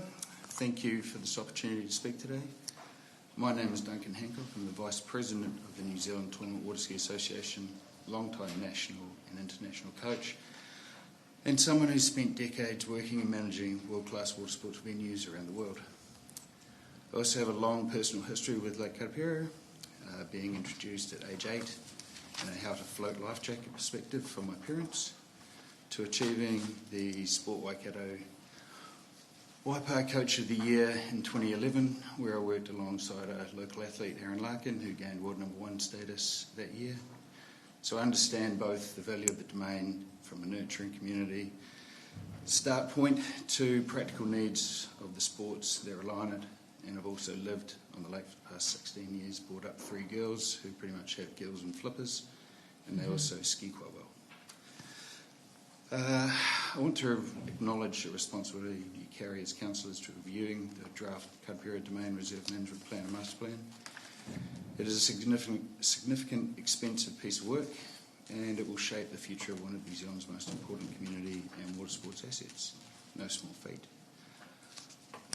I will say that the whole process has felt a little behind closed doors as an approach, even that this event, no one I have spoken to knew it could be viewed live. It just seemed the transparent and affects the trust process. Little lacking transparency, and affects the trust process. I would have expected that an email, at minimum, to all those that made submissions would have been sent out with a link so those could watch and understand more about what was being discussed at this level. My reason for being here today is simple, and to support a balanced future for the domain, one that recognises its place in the community as well as its global reputation.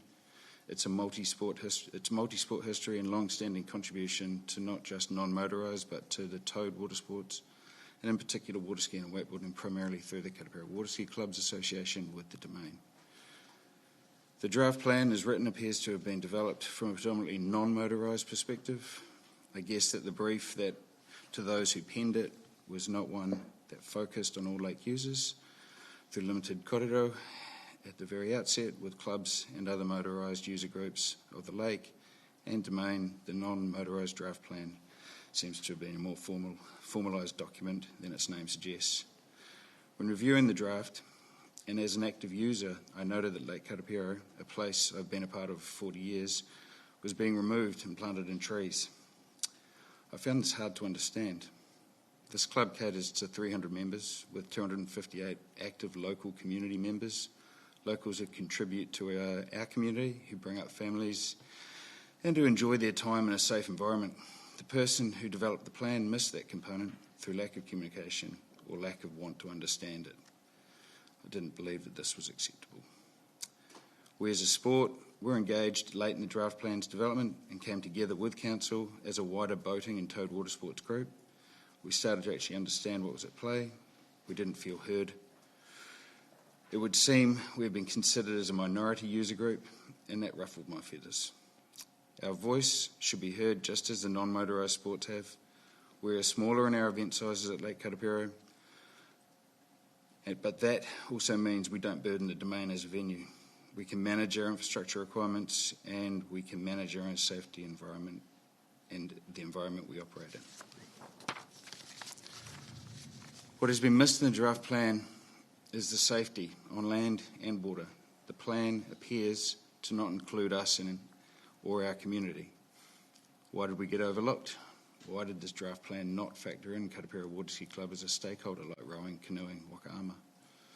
It would appear that lobbying from other user groups and pushing an agenda to remove a long-standing club from its current position to make its existence through lack of access harder and ultimately its demise. Karapiro Water Ski Club is not a casual user group. It has been an anchor club of the Lake Karapiro Domain since the 1960s and is a cornerstone of New Zealand's water skiing history across many disciplines. This isn't a dying club with dwindling membership. It is an active community and has a very prominent locals as members. From the club's inception, it has produced a community of water sports enthusiasts who don't have to compete or train to experience the thrill of being towed behind a boat, skirting on the top of the water. But some of these enthusiasts have gone that step further and evolved, and some truly epic local humans that have competed and achieved. We have 8 current New Zealand national champions across 3 tournament disciplines. We've created 4 world championship medalists, a former world number 1, which is no mean feat. Aaron Larkin, who set this achievement back in 2011 when I achieved my coaching award. He was mentioned in the same breath as Eric Murray and other high-performing rowers at the Halbergs. He now lives in the Karapiro village, trains here, and is currently ranked world number 2 in the senior division. Again, not easy. It's taken dedication. And through our community, we have, and with our awesome facilities, we attract the world's best athletes to come and train in their off-season and pass on their love for the sport to our next generation. Karapiro Club features through its facilities boasts the most sheltered world record homologated slalom and jump course in New Zealand. This is where our top athletes train, young and old. We hold a national 2-week coaching school in December where 50 juniors from around the country attend, as well as multi-upskilling sessions during the season. The site in Zone 1 is a unique international asset. The club functions like many through volunteers and fundraising. We maintain our buildings and boat and our boat ramp and fund our own operations, including our junior coaching, development programs, family have-a-go days, and dedicated driver training, coach development, and water safety. Recently, we worked with Coast Guard, Harbour Master, and the Harbour Master to help produce an advert to promote safe boating in the summer water safety campaign. We contribute to the local community more than we've been shown the respect of. The draft plan proposals would severely and significantly restrict the ability to operate. Concerns include the shared facility concept. Where does the money come from to construct? No safe access during non-motorised events and lake closures. This will prevent any club member from training entirely, as boats could not be launched and retrieved. Boat trailer and tow vehicle parking, ramp accesses are insufficient and unsafe under the proposed layout. Young families accessing the water whilst using a shared facility are subject to playing in areas near parking areas, which we see as a recipe for disaster. These are not minor inconveniences. They would directly undermine the function of the club, its safety, community engagement, athlete development, operations, and general existence. Karapiro Waterski Club needs support to continue operating at the gold standard community level it has for years. It needs a functioning independent boat ramp, safe operational area accessible during non-motorised events and lake closures to allow for safe access and passage. It has this in its existing location, infrastructure already in place, no expense to ratepayers or council, why move it? It also requires continued connection to Zone 1 through guaranteed uninterrupted access, use when events are not taking place in Zone 3, which is the status quo. For reference, Zone 1 and 2 provide the correct distance, water conditions and safe environment for teaching and passing on to our sports future. Zone 3 is our access corridor and open water training zone when there are no closures. Without reliable access to these zones, training becomes inconsistent, and consistency undermines both the safety and performance of our community.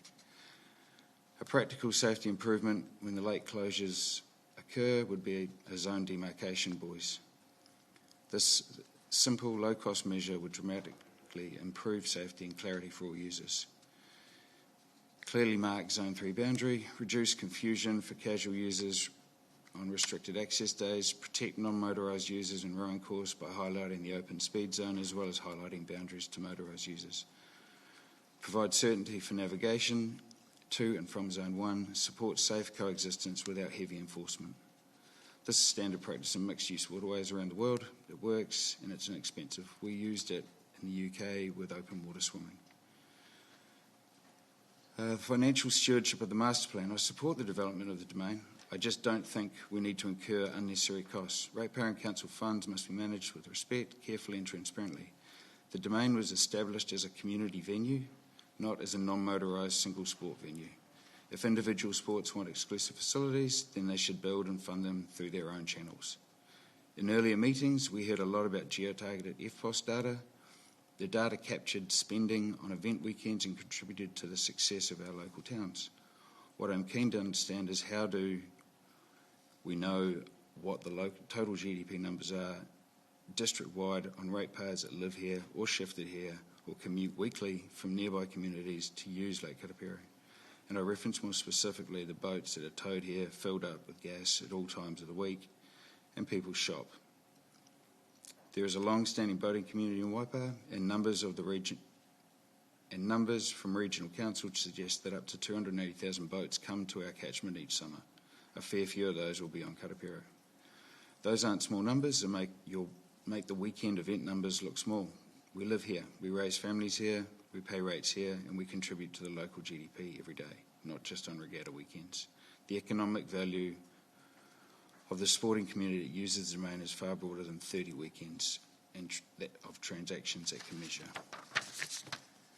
We are also mindful of our environment. As a sport, we also have an environmental and sustainability issues handbook. It includes ways to mitigate disturbance to the environment, and it's on file with the national body and at club level. Water skiing and wakeboarding play a small part, important role in the ecosystem of Karapiro. From my time in the UK, where we worked with the British Environment Agency, it was recorded that as a sport, we assisted in re-oxygenation of the water through displacement and spray, like fountains and ponds. We have similar effects. Over a 10-hour period, the agency estimated we generated over 65 kilograms of oxygen on a managed body of water. Combine that with development of technologies, and soon we'll see movement toward other forms of propulsion and of exciting future. I would though like to give a nod to some of my non-powered friends, the ones that don't want us gone. Many of whom particularly partake in towed water sports regularly for fun. But in this case, a couple of rowing friends, and probably the best gold medal we ever won at the Olympics, Nathan Cohen and Joe Sullivan. Their win was epic. And don't get me wrong, I like rowing, it's a tough game. But those two, along with Legion coach Mike Roger, have all used our facilities to take a break from the skiff. Doing something different from time to time is good for the brain and good for the body. Leading up to the race, we skied in the backwater, away from the head honchos of Rowing New Zealand. It was fun. Our sport builds balance, power and resilience. This is a multi-sport domain. It always has been, and I hope it always will be. Ngā mihi nui. Great, thank you, Duncan. Appreciate that. Sorry if that was too long. No, not at all. No, that's perfect. Before I just go to questions, just a respectful reminder again to elected members, this is a question time only. It is not a time, regardless of whether you agree or disagree with the submitters, to debate or show support. It's the community's time to share, not ours. Thank you, Claire. On topic. Thank you very much, Duncan. I really appreciate you coming along. And in fact, I feel like I should apologise to you because you've certainly given the impression that the organisation that you represent has kind of been excluded, from either the process or certainly by reading the draft management plan that you couldn't see a place for your organisation, and I'm sure that wasn't the intent. And I'm really pleased that you come along today and laid out to us what your concerns are. I would really like to explore the safety and access side of things that you've highlighted as so important for your members, and so I just want to be clear about that. So what's sort of listed in the proposals, like around that shared space in the northern zone and things like that, do you want to say something? Or No, just listen. Yeah. That you don't feel at the moment it would be safe and sort of functional for your needs? Yeah, so the centralisation of the boat ramp pretty much cuts off any access for us when other events are on. It hasn't taken into account trailer length, car vehicle length, where that would park if there was other events taking place, and if it was near the shed where that shared facility was going to be, getting from there to the water or to an access point and where kids play, how that all ties together. Yeah. And small kids in big cars, boat trailers just don't. Yeah, I can see that you have really misgivings about what might eventuate. With that. Okay. So, are you open to doing a bit more work? 100%. I don't want to leave. I don't want our club to leave. I don't want our sport to suffer. Yeah. I want to be a part of the domain, as does our organisation. Yeah. And what we've heard from other user groups is that there's a real spirit of collaboration, 100%. wanting to work, and so you feel that's the same for your organisation. We all talk. It's a little bit surprising, really. Yeah. Okay. No. Cool. Thank you very much. It's great. Yeah. Great. Any further questions for Duncan? No. That's awesome. Thank you so much for your submission. Really appreciate that. Thank you for your time. Cheers. Right. So we're a little bit early now, so I think Mike Jameson may not be online. So let's just adjourn and we'll come back in 5 minutes when Mike is with us.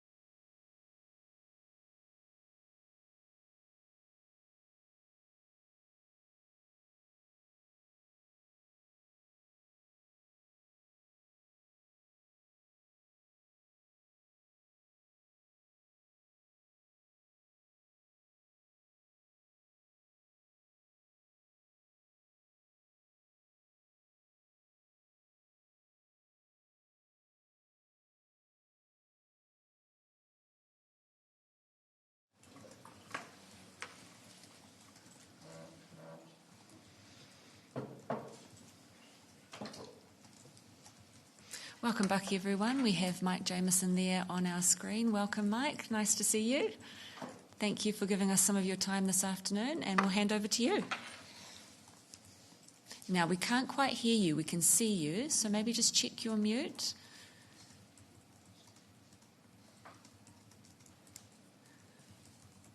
No, we still can't hear you. Oh, there you are. Should be going. No, we've got you. Amazing. Over to you. Technology.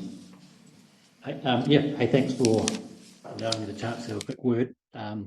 Really, probably nothing more than what I've actually stated in my submissions, which was, of course, some opposition to the priority for, or the non-powerboat, status.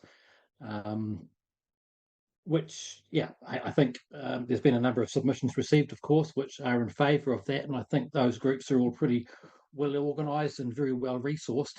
But I think what's missing and what you don't have is your average boatie that goes out to the lake daily, weekly, whatever it is, and goes out there and unfortunately, for one reason or another, don't know anything about the prospect of the lake becoming passive, so to speak.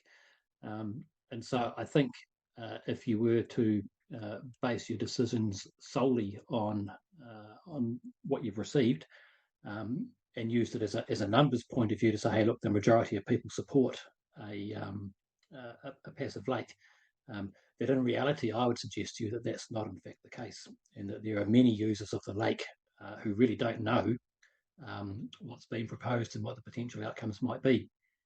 And I guess following up on that is the next point of my submission, where I noted that the online survey sort of didn't really make it clear that there was this big desire to give priority to non-motorised events. It seemed to have been glossed over, and that if you're just clicking through the submission, you may well find yourself being in favour of something that you weren't fully aware of unless you'd read those hundreds of pages of submissions that everybody had put in. But apart from that, that's really all I wanted to say. 2 minutes, done. If you'd like to bring up any further points in your submission, very happy to give you that little bit more time. I think that's what you sound like.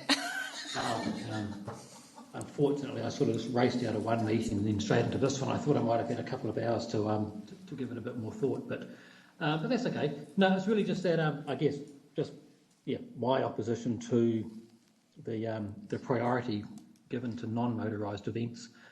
I fully appreciate that Karapiro is obviously it's a great spot for rowers, and I can see why they'd be pretty keen to have that status.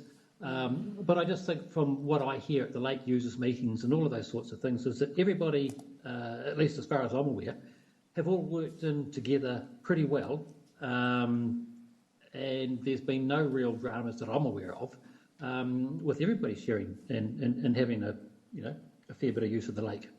To me it would be quite sad if you couldn't go out there. I note that there's mention of there are other ramps down the lake, Keely's, Beck's, Bob's Landing, Hora, those ones. But of course, those places don't have the facilities that you have at Karapiro. I mean, our family's been camping out there every year regularly at the campground there so that we can use the lake first thing in the morning. And of course, you can't do that down the other ends of the lake. There just isn't the facilities. So I'd be, obviously, hey, it may happen one day. Maybe it's inevitable, but really, until such time as there are, better facilities for, the other end of the lake, obviously, I'd be pretty, hotly opposed to using the ability to use your boat at the domain. Thank you, Mike. Do I have any questions from Mike? One from Pip. If you did have the opportunity to change from the status quo that we currently have with regard to the way we operate, is there anything that you feel as though we need to change around the way this facility is managed to achieve the objectives that you want to achieve? Well, I mean, I guess I was quite surprised. It was after I made my submission, I read a bit more, and it seems to me like the management or the bookings of the lake appear not to have been consistent with the actual rules, like more events held here, there and everywhere. But in my view, in general, the way it's worked for quite some time hasn't really created any major issues for me. I mean, we know there's going to be, the rowing championships and the training days and all those sorts of things, and I've been happy to work in with that. Hey, they leave the courses out, and it's a bit of a pain, but it's not the end of the world. I'm quite happy with sort of the status quo as to how it works now. I'm not sure if that really answers your question or not. Absolutely, hope, because there are some people suggesting that maybe not a lot needs changing. Thanks, Pip. In terms of use of the lake, per se, the lake itself, there's nothing much that I see needs to be changed. In terms of the actual, infrastructure and the actual, the domain itself, I'm not too stressed with what people want to do there. It's so long as I can back my boat in and go for a ski, I'm happy. Yeah, I've got the last question from Mayor Mike. Yeah, thanks, Dad. Just a couple of questions. First one is, do you think it would be advantageous to have another boat ramp on this side of the river? So it's outside of the scope of this, but on this side, so when there are events, people rock up, because as you've alluded to, a lot of people don't know about these submissions. And I would probably argue too that a lot of people, when they arrive here, they haven't read whatever and the lake's closed. And you can go up to Hora Hora, but any advantage there? That's my first question, or not? So advantage of doing what? Going up the lake? Putting another boat ramp on this side of the river, but further south. So like at what's it called, Waipuki? Somewhere around there. Somewhere. Yep. Waipuki would be good. Waipuki would be okay. I guess you still don't have the facilities that are at the domain, but if it was a case of being able to use that end of the lake when it was closed, would be good. Having said that, I mean, I don't have a problem looking at the website to find out the closures. I think that's, I know that, but I do know a lot of people don't. I mean, I've been involved in events out there with water ski racing, and the number of people we get turning up that have got no idea the lake was closed is a huge number. But with our event, we can normally accommodate that and just say, hey, look, between races, shoot off and go for your life, which is probably not quite so easy for the rowers and those sort of people to do it, because it's not quite as logistically simple. So yes, another boat ramp would be good. Part of the thing with the boat ramps though is they need to be deep enough to be able to launch your boat, in most lake levels. The one down at Hora Hora, for example, it's too shallow. And to be fair, the other ones are as well. Bob's Landing's almost unusable for a big boat. But yeah, so to answer your question, yes, it would be good if there was another boat ramp to be able to use that end of the lake, even though while the rowing was on or something like that. That's fine. Sure? Yep. Okay, any further questions for Mike? No, that's us. Mike, thank you so much for presenting to us and giving us some of your time this afternoon. We really appreciate it. Thank you. Thank you very much. Have a good afternoon. You too. Bye. Thank you.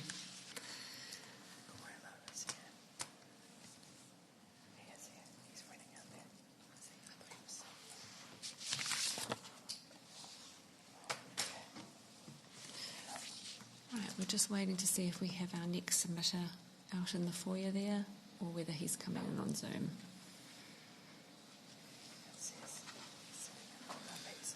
Okay.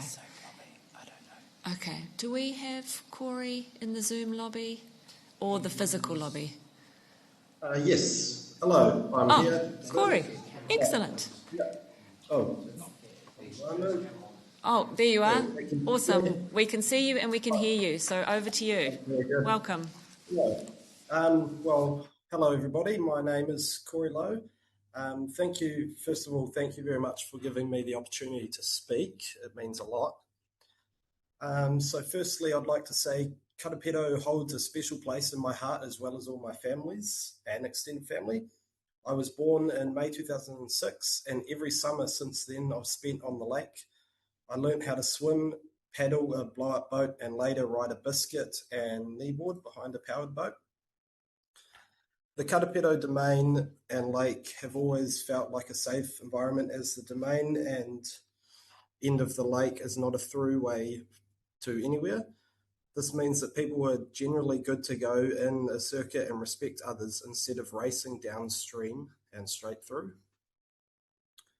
My entire life has been based around the lake, whether it has been on a blow-up boat when I was younger, or now I often go there with my older brothers on our powered boat. Our most fun thing to do is drive the boat into the middle of the lake and anchor up and go for a swim in the deep water. It would be the saddest thing for this to be taken away from us.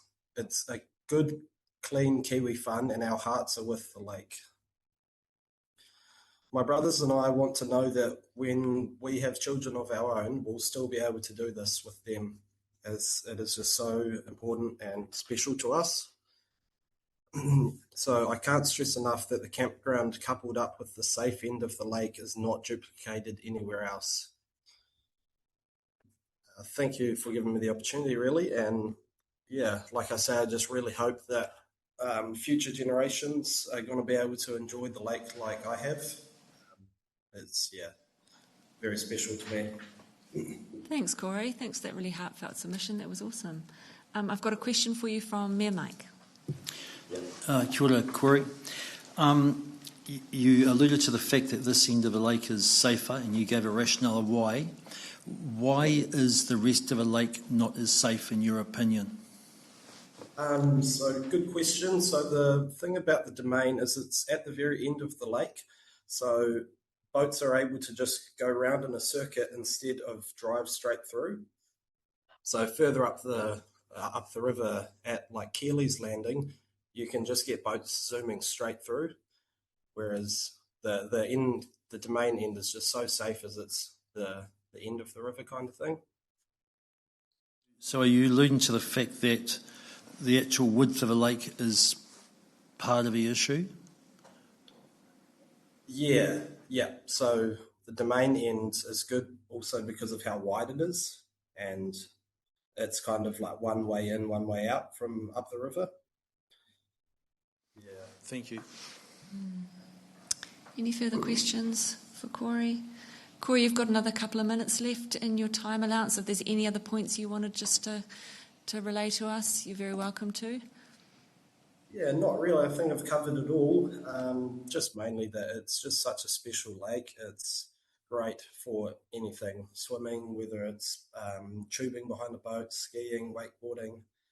Yeah, you don't really get any other lakes like this in New Zealand. So, yeah, that's about it though. Thank you. Thank you very much. We really appreciate you giving us your time this afternoon, and yeah, thanks again. Sweet. Thank you very much. Lovely. Thank you. See you later. Right, well, in that case, we will move on to Liz and Andrew. Nice to see you both. Welcome.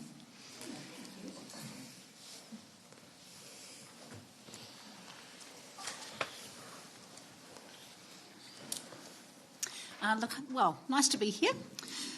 I do spend a bit of time here, as you would appreciate. So most of you know my husband, Andrew, and just wanted to begin by acknowledging our conflicts of interest. So we've been the site managers here at Karapiro Domain for over 22 years. But this role, of course, has given us a strong understanding of how the domain operates, the pressures it faces, and the wide range of people and groups who use it. So that said, I'm speaking today as an independent voice in this process. My intention is not to protect the role, but to contribute practically to help provide good, balanced and long-term decisions for the groups that use it. So over the time, we've definitely seen the Domain evolve. Andrew was just reminding me that back when we first started, he was shifting stock in April onwards, back when we first took over. So we used to have bulls and cows here from the neighbours that would graze this domain. So that's how much it has evolved over that time. So the environment is always changing and the activities are constantly emerging. So it's important to understand the value of the domain and the economic impact it provides to the Waipa district. 1 week alone here can generate over $6 million worth of economic benefits to the business community in Cambridge mostly, but also to the Waipa district. And one of its real strengths is its ability to adapt to that change and keep new events coming here all the time to be able to generate more benefit to the Waipa district and keep this domain in a position where it can continue to contribute to the economy.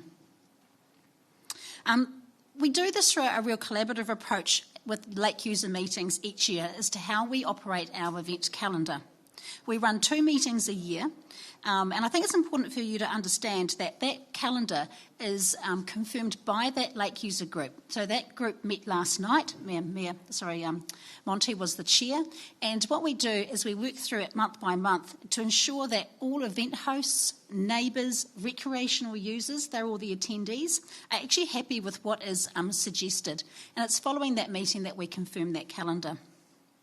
So we've been able to consistently navigate all those competing demands and make it work. And I think you've probably heard a lot over the last few days about that. Essentially, it's that strong cooperation and a deep understanding between users. That's how we make it work. It takes a few months to actually generate that calendar, but suffice to say, last night there were no queries, and I think all went home pretty happy. This coming summer, we do have a large calendar of events that will have to operate on the domain. We'll have 600 scouts on site over Christmas, New Year, alongside a full campground. In fact, the Jamisons will be there, and a large number of other recreational users, locals who come to use the domain. So that sits on lots of other activities. We'll probably chuck in a wedding or two as well. But throughout that whole time over Christmas and New Year, we will keep the boat ramp open. So that means that we can always provide that real, day-to-day use for locals here. So that's something that we pride ourselves on, and the lake users are generally pretty happy as to how that works. I think it's really important to highlight the link between the river and the lake, we call it, and the reserve. They are intricately interwoven, and this reserve doesn't bring the economic benefit unless the river is usable, healthy and available for our water sports. Just last night we were told by Linz that the hornwort weed is the worst in the country here. So if this continues, we will lose these large aquatic events. We will lose Wakarama Nationals. We will lose some of our big events. So once you put the gold clam in the mix, as well as the hornwort weed, we have a real problem with water quality, and the domain and the success of the domain is at risk at the present time. I just want to highlight too some of the uses of the land. When we look at our Wakarama Nationals, these events are getting larger in nature. So we had excess of 4,000 competitors this past year. That car parking is now at a premium, and the land space is critical in how we manage it and how we keep it available. So a good example, I suppose, are our large rowing regattas, where we now exclude overnight accommodation to accommodate the large number of boats to be accommodated on site. So there's 4 large regattas that we don't overnight people any longer. So these are the sorts of critical factors that when we think about how we utilise the land on the domain here, what's available to us, we have to think really carefully about what our core purpose is, and that is to bring events to the district here at Karapiro, and accommodation, of course, is just a secondary activity.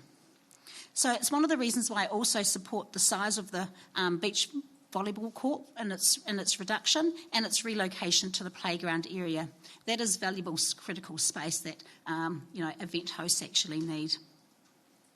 So overall, I guess from an operational perspective, the key is balance and independence. So the domain works because it accommodates different users, different activities, often at the same time. So, of course, it requires a bit of coordination and a clear understanding of how the site functions in practice. But essentially, it has provided a really good blueprint of what the domain could look like going forward. And the blueprint that I have seen, I am actually really very largely in support of it.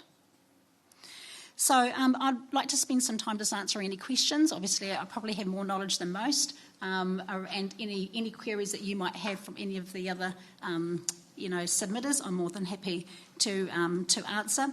But I think overall, the Domain over the last, since its inception, has really been a success story. It's always been called the jewel in Waipa's crown, and I would like to sincerely hope to think that it will continue to be that. Thanks, Liz. Thank you. Andrew's going to answer any maintenance questions. Great. I might have had something to say.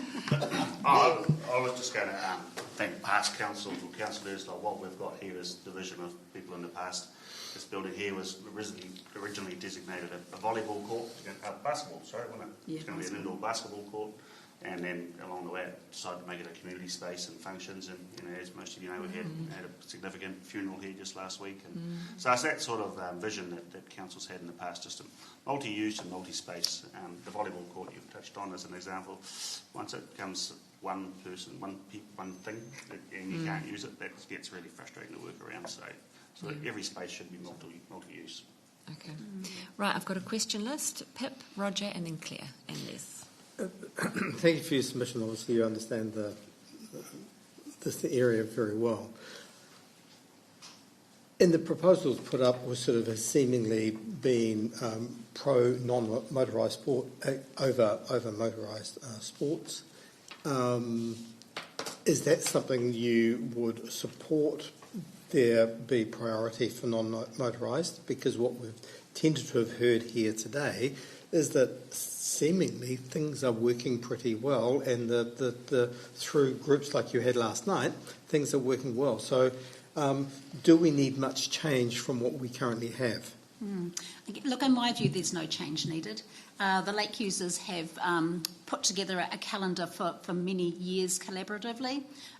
There's always a bit of a tension, I suppose, on the water during summer periods where it's got no lake closures, where you have to be respectful of each other. Jet skis and rowboats don't mix when they're in close, proximity. But that's why the regional council have very good bylaws around and rules around how the lake is to be operated. And as long as you follow the signage that's at the boat ramp, everyone is happy. By and large, very few accidents over, in that space. So overall, I think how it operates now, most users would agree that, carry on. Roger. Yes, thank you for your presentation. We've heard from quite a number of the users that, in fact, the parking is becoming a challenge, and you've just mentioned it yourself. One little question and then one big question. The little question is, if you were to take the volleyball courts, what's the capacity for the number of cars that increases the number of parking spaces that you have? We believe we could get another 60 vehicles in there. Park and Ride has been a suggestion for increasing the capacity here. Do you, as the managers of the site, have much of a role to play in identifying Park and Ride opportunities, or is that down to the individual event organisers? So when an event host is filling out their booking forms as such, and they need to indicate how many people are likely to come to the Domain, we do put them through their paces. They've got to fill in an online form, which then goes to an independent contractor who determines whether the parking on site is sufficient for the size of their event. So we get that assessed by an expert. Up until now, there's been very few events where a park and ride has been highlighted as an issue. The World Rowing Champs would be one of those, though, and obviously, that was quite a unique event. It's probably fair to say there are some events that are coming close to needing park and ride facilities. Yeah. National Waka Ama would be one of those. Now, we have talked at length with the event hosts. Park and ride does not work well for them. They have many young children and a lot of equipment and kai and lots of things to bring to the Domain every day. It is their preference not to move to park and ride, which is why even a small change of 60 vehicles might not sound like a lot, but it means we'll probably get another 2 years potentially. But also encouraging, ride share amongst some of the clubs and things that come. So I believe that we can kind of continue to work with that event host and avoid park and ride, in the near future. But would that be the event organiser's responsibility or yours? So that is the event host's responsibility. Right. Yeah. So we will critique their booking forms and advise. It is always that balance of working together. But if we can't provide enough parking on site for their event, we simply have to advise that that's not going to work. Right. Claire. Thanks, Liz. To have you here today and really appreciate what you've already put in. I was going to explore Park and Ride, the new multi-user space, in the Northern Zone, and then the volleyball court relocation. Just with the Park and Ride, so I just want to clarify that, because I thought as the site manager that you would probably be responsible for identifying a possible location, for the place where people would leave their cars and come over. But you're saying that that's actually the responsibility of the people that are actually hosting the event, like. Absolutely, it would, because you can imagine if a piece of land was required, we would prefer for that contract of service to be between the event host and the whoever the landowner is. It could be that it's the council, depending on which land it's going to be, but often there's a lease in place, like with the polo club or with the rugby club or whatever. So it gets a little complicated. We haven't had to go down that road yet, and like I say, I don't think we need to for the next few years. Look, there are lots of possibilities. I've got a great model with what field days do, of course, on Lamb Street, so that would be an obvious place to go. But again, it doesn't suit some of our event hosts to do a park and ride, and the immediate one would be Wakaama. Inside, actually, I had no idea. It's the makeup of the people that are competing, and their supporters. Absolutely. As to whether it's going to make it workable. So each event is so very different. That's the balancing of the balls that I have to kind of do. There's properties across the road that we do use for overflow parking. There is other reserves south of here that we've used for overflow parking in the past as well, Taumatiwiwi. So there are other solutions, I think, often agreements that we can come to, depending on what the requirements are for each event. I just wanted your comments on how usable it is, whether or not it would throw up like safety and functionality challenges or anything, or do you support the proposals, to sort of have a lot more people working at, the different clubs, but sharing a space? How do you view it? Look, right now, I think across the country, sharing resources is definitely a way for small clubs to remain solvent. And you can see the ageing infrastructure of some of the buildings that we've got here. They are near end of life. In fact, pretty sure some of them are at end of life. So there are some immediate solutions required soon. So that essentially is where solution they need a solution, and sharing and fundraising, of course, in this environment is really difficult. So absolutely support the notion that they could and should work together. I appreciate, the access to the water is really important. I don't think there's anything insurmountable there. I think that practical solutions can be found. When Zone 3 is booked out, we always ensure that the ski club have contact details of the event host. For example, it's mostly rowing. Rowing organisers will absolutely let ski club members through that zone safely up to the backwater at a time that works for them. So it's never not accommodated, it always often is. So it's a really good, it works really, really well. I know, that's cool. And then lastly, the volleyball court relocation, so you support that. Yes. Do you know whether or not the new location, would it allow the same number of courts? Because I think there's a concern that the volleyball people wouldn't be able to host the same number or the scale of events. Like, do you know if the space to sort of exactly the same footprint, or would it be smaller? I don't think the size has necessarily been confirmed, but the relocation of it makes sense that it's kind of moves towards the playground. I would see that sand court would get far higher use if it was close to the playground and was available to anyone coming to the domain. At the moment, it is not available. You have to seek permission, and invariably it's not available, to a person who was to, want to go to the cafe and then play some volleyball. So I think the relocation would invariably be part of the playground, which would then ensure that it was seen as a place that they could utilise, during the daytime. It would mean that the groups staying in the lodge and the chalets, or even people who are in the campground, would utilise it as well, because it would be far more visible.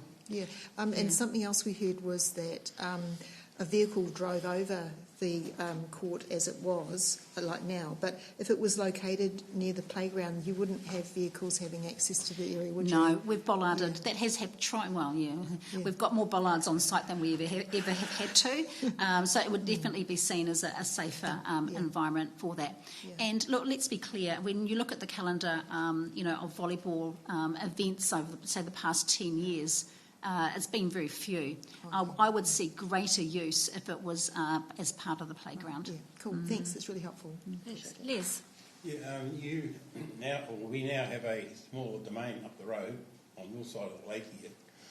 Just to follow on from what Mike was saying, if there was future development done up there, would that be of help to you from the point of view, like when you're having a main meeting here, that you could direct other campers and motor campers up there and use them in conjunction for giving you space here, etc.?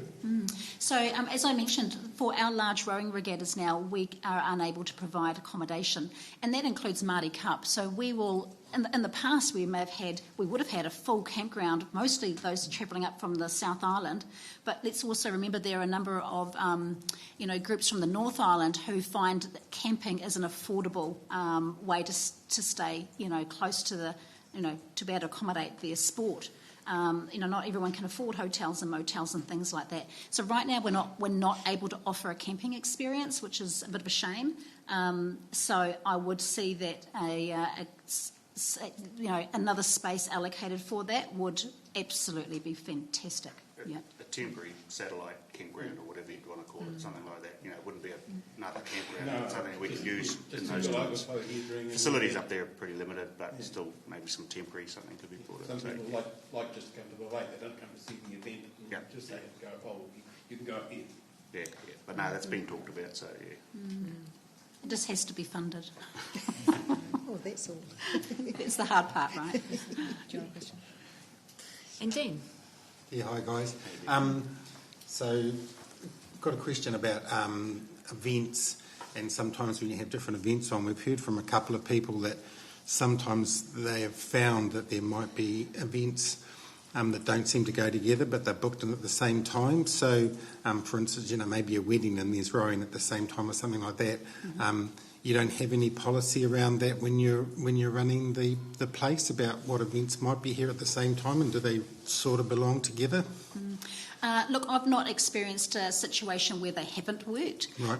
If we were to have a rowing regatta here, we would talk with that event host about them giving permission for a wedding to be held here at the same time, and that the wedding would then start, and we're usually talking about a reception, not the ceremony, would start after the rowing regatta concluded. So most of our receptions would start 6 or 7 p.m.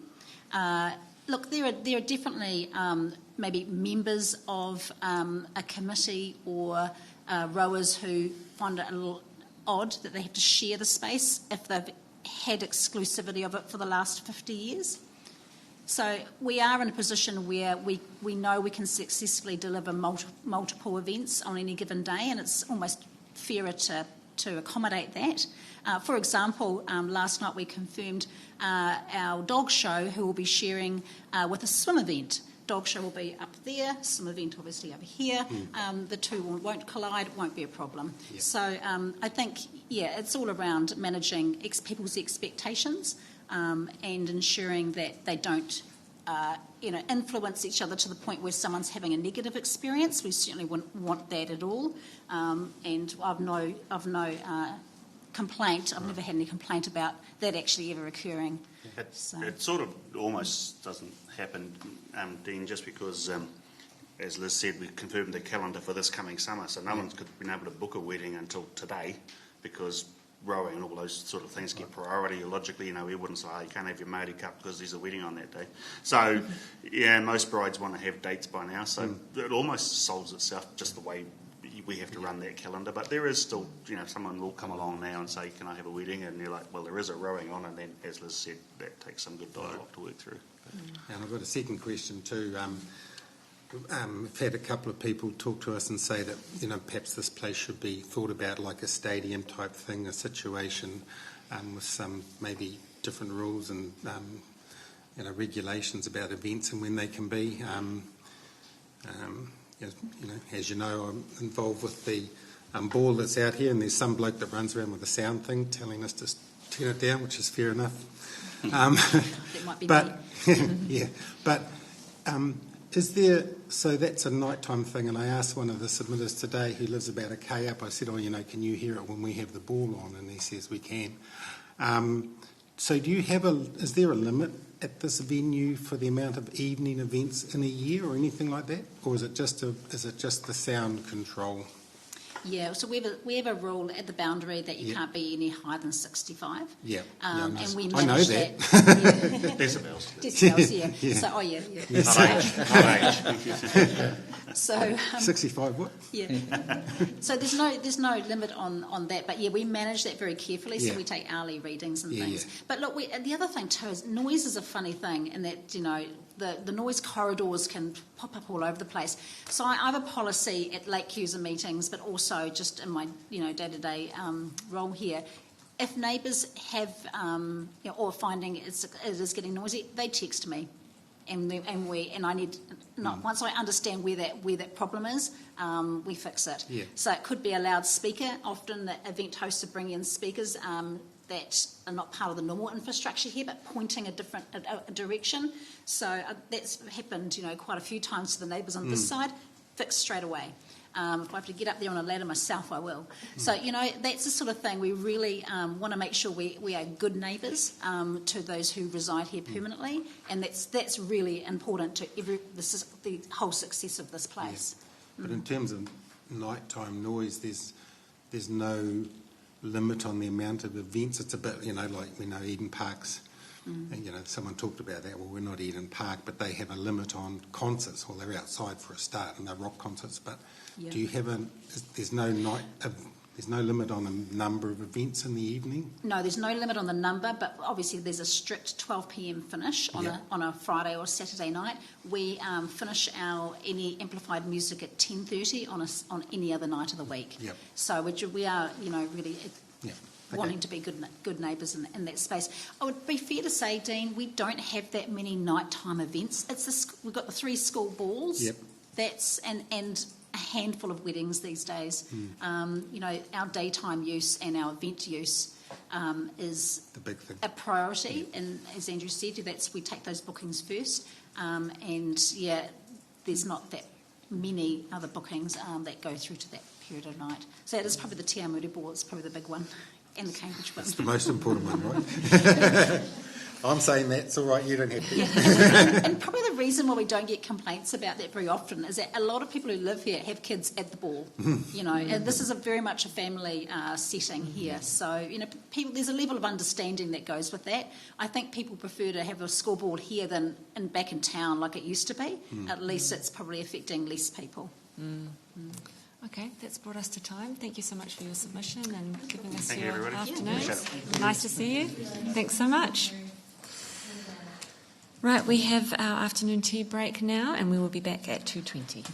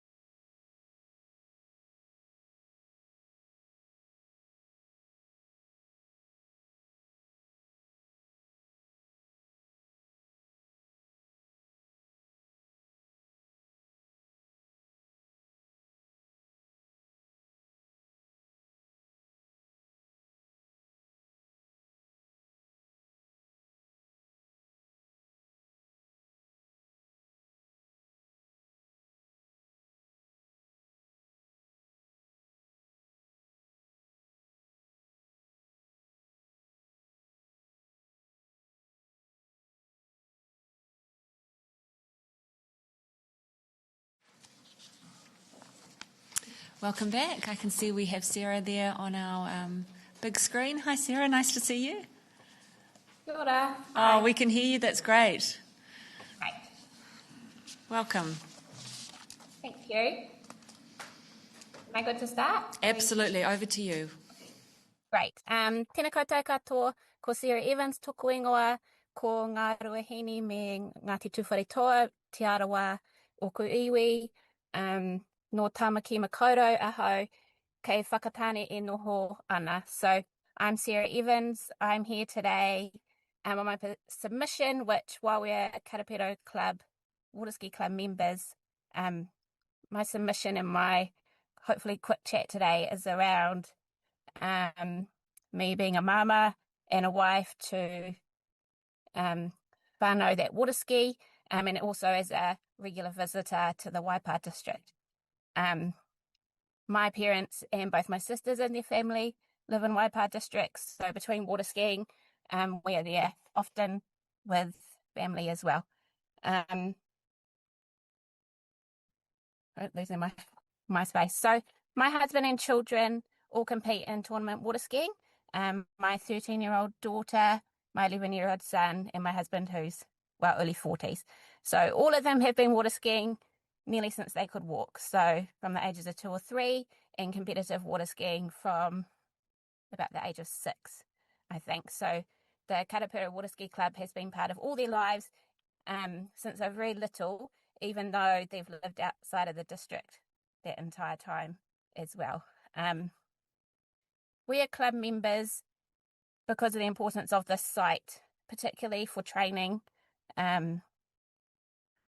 When we're heading towards competitions in the summer, for nationals, and more recently for my son as an international competitor representing New Zealand this year. My husband represented New Zealand up until he was nearly 30 at world levels as well.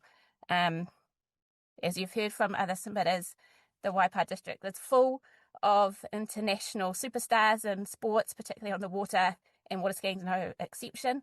So you've got from the younger ones, from 9-year-olds upwards to, I'd say, some in their 70s who compete nationally and internationally and use this Karapiro site as one of their main training grounds.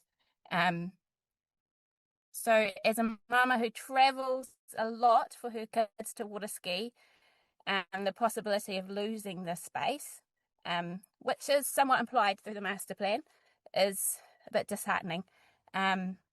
We travel frequently, very slowly across the zones, especially when other things are happening and there's closures up to the slalom course. For us, this is one of the only public slalom courses that's not affected by other boat users. So it is a safe space, especially for our children to be behind the boat and train, and for us not to worry about what else is happening on the water. I think the Karapiro Water Ski Club has addressed the clubhouse and the club use in their submission also, but part of what we do is also run a ski school. We'd hope to do it more, but at the moment it's for the 2 weeks prior to Christmas, and that Karapiro clubhouse and the site is one of those. So the children from all over the country, I think one week we had 20 and probably similar number the next week, ski from there to use that slalom course out the backwater, because we know we can put our kids out there, have them training with paid coaches in quite a safe manner and without affecting, for example, the rowing courses and so on. For us, it's not often we ask for closures in the area because it is quite costly. As you can imagine, it's a costly sport to begin with anyway. The clubhouse is used as our base. This is where we feed the kids from, where they get changed and showered, and where they can use the space out front to hang out with each other in between skis. Noting that every year this is the same time that rowing schools and clubs are also having their pre-season, Christmas training in the same spot. Our kids always end up jumping off the various pontoons and wharfs together with the rowing club kids. So I think we have really good relationships as club members across the board. I know at times we've come and put our boat in, we call up, usually when there's a smaller regatta on, call up and check that it's okay for us to cross over the water, let them know what time, and it's usually always fine. We're not there to conflict with the other users, especially when they have their important regattas on. I would say with the larger ones, we've avoided the area altogether.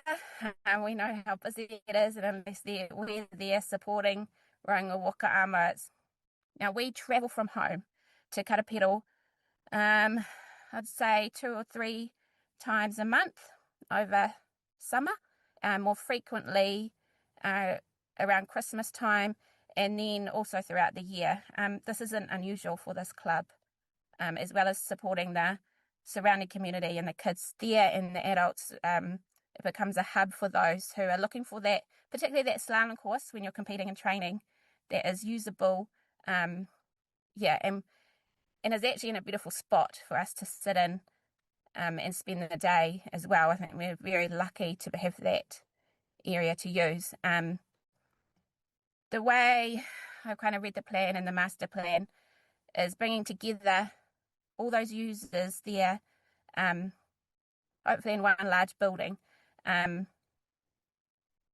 my experience, that can be quite tricky with a number of groups, and especially when you're with much bigger users who may have better resources than some of the smaller, more community users in those spaces. I think that's something to try and be aware of, especially around timing and funding and the availability of pretty much volunteers that run these smaller clubs, that give up their time to partake in all these things, to ongoing youth who in the end will be reviewing plans, probably paying other people to come in and help and make sure that they're meeting all their obligations.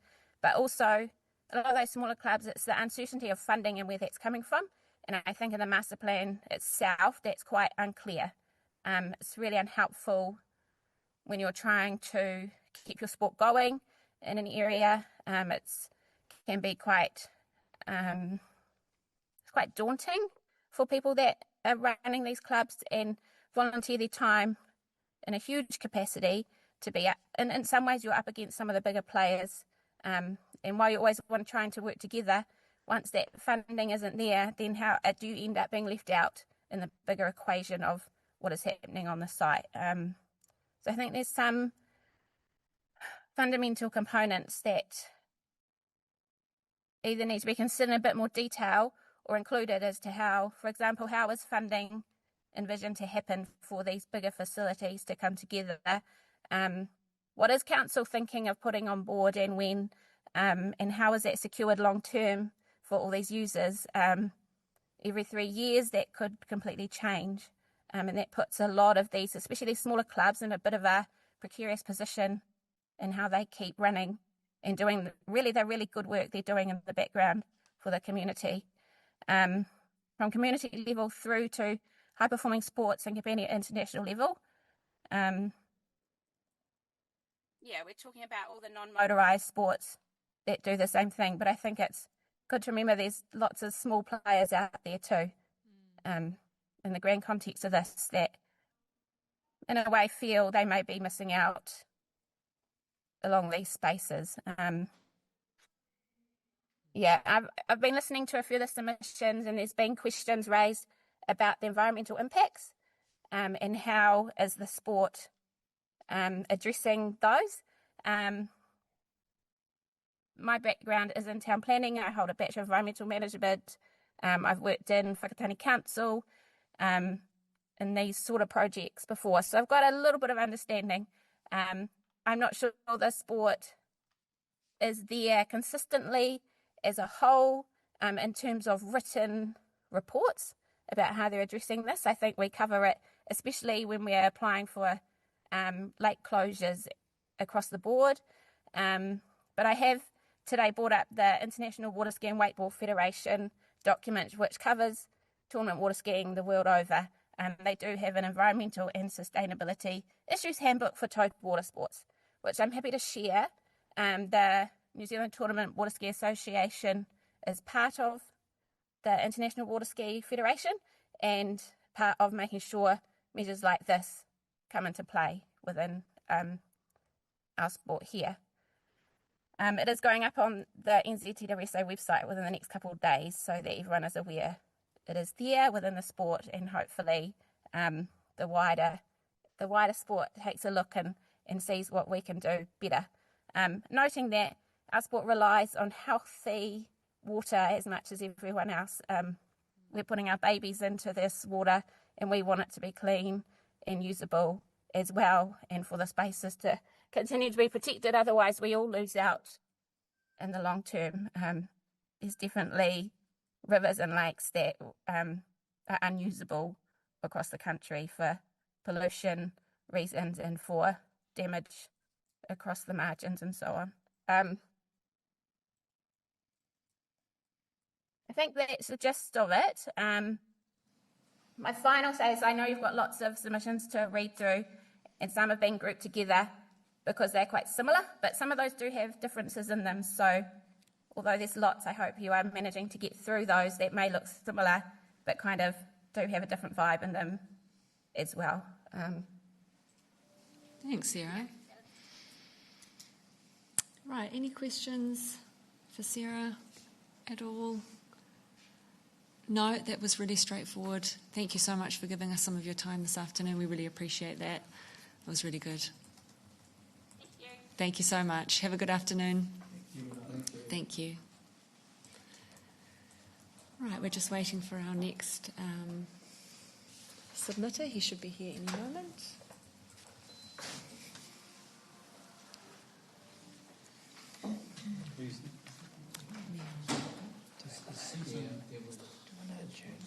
Yeah, let's adjourn just for a moment, if that's okay, just while we wait.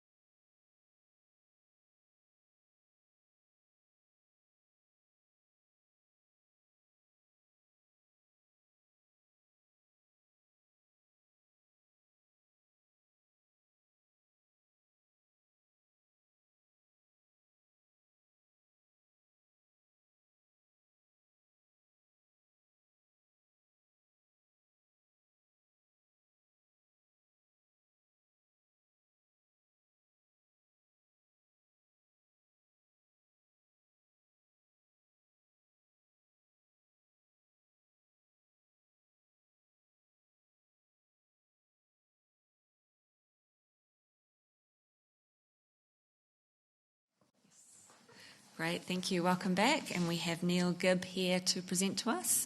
Welcome, Neil. Nice to see you.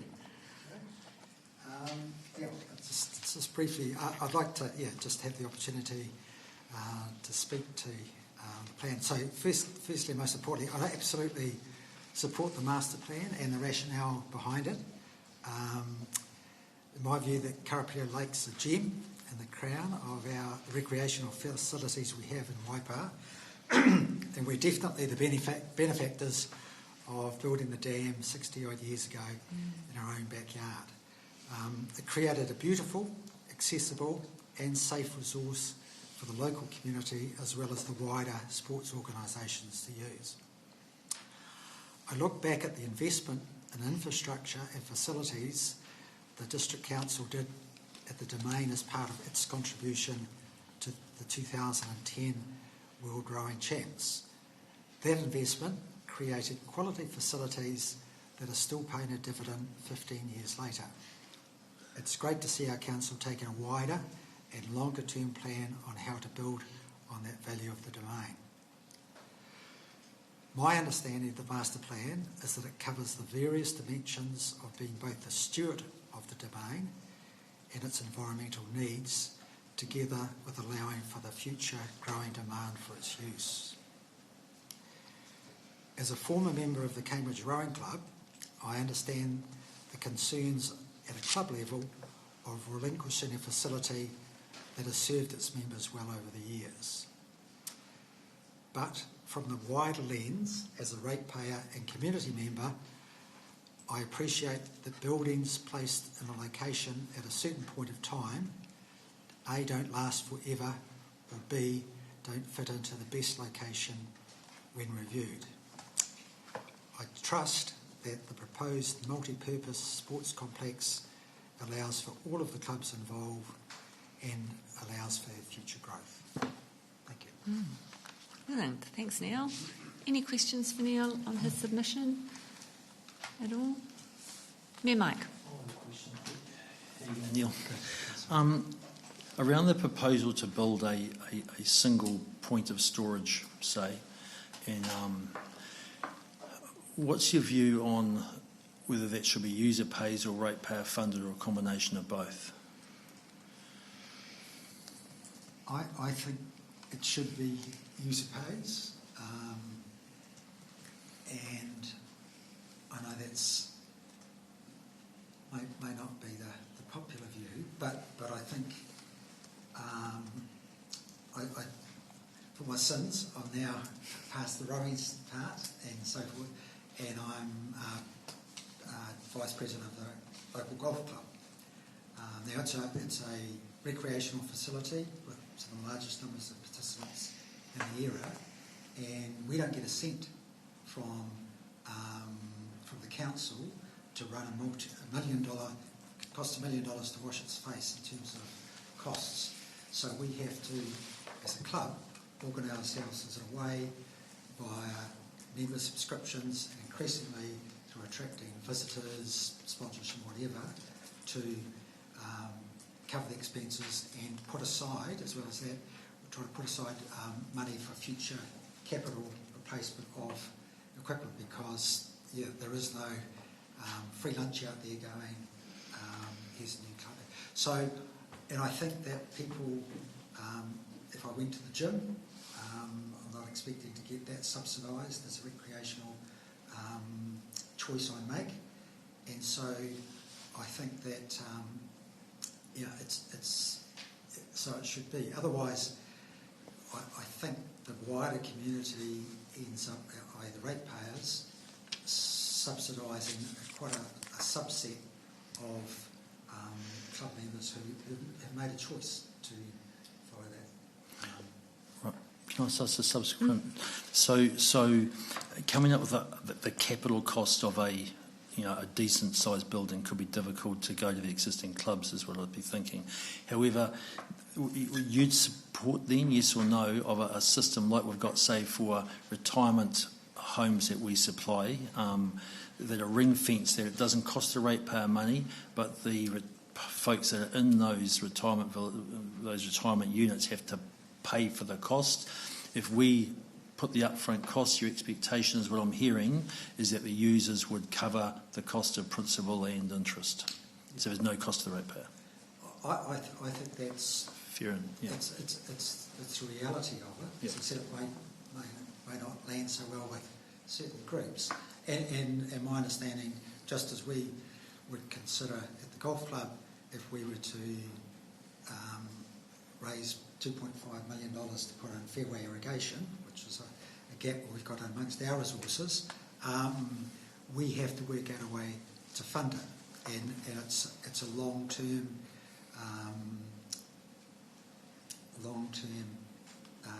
addition to that will in time bring in more members and more green fees, and so we would be going with a long-term plan. So in answer to the question, Mike, as long as that capital cost, I guess, is amortised over a longer period, because a building's got an X life and so forth. That's part of the cost. Thank you. Right, any further questions for Neil? No, that was awesome. Thanks, Neil. Thanks for coming in and being available to change your time. And that's right. Thanks for the opportunity. Oh, always. Amazing. Thank you so much and nice to see you. Right, we will now jump on Zoom where Robert is waiting in the queue. Robert, we can see you. We can't quite hear you though.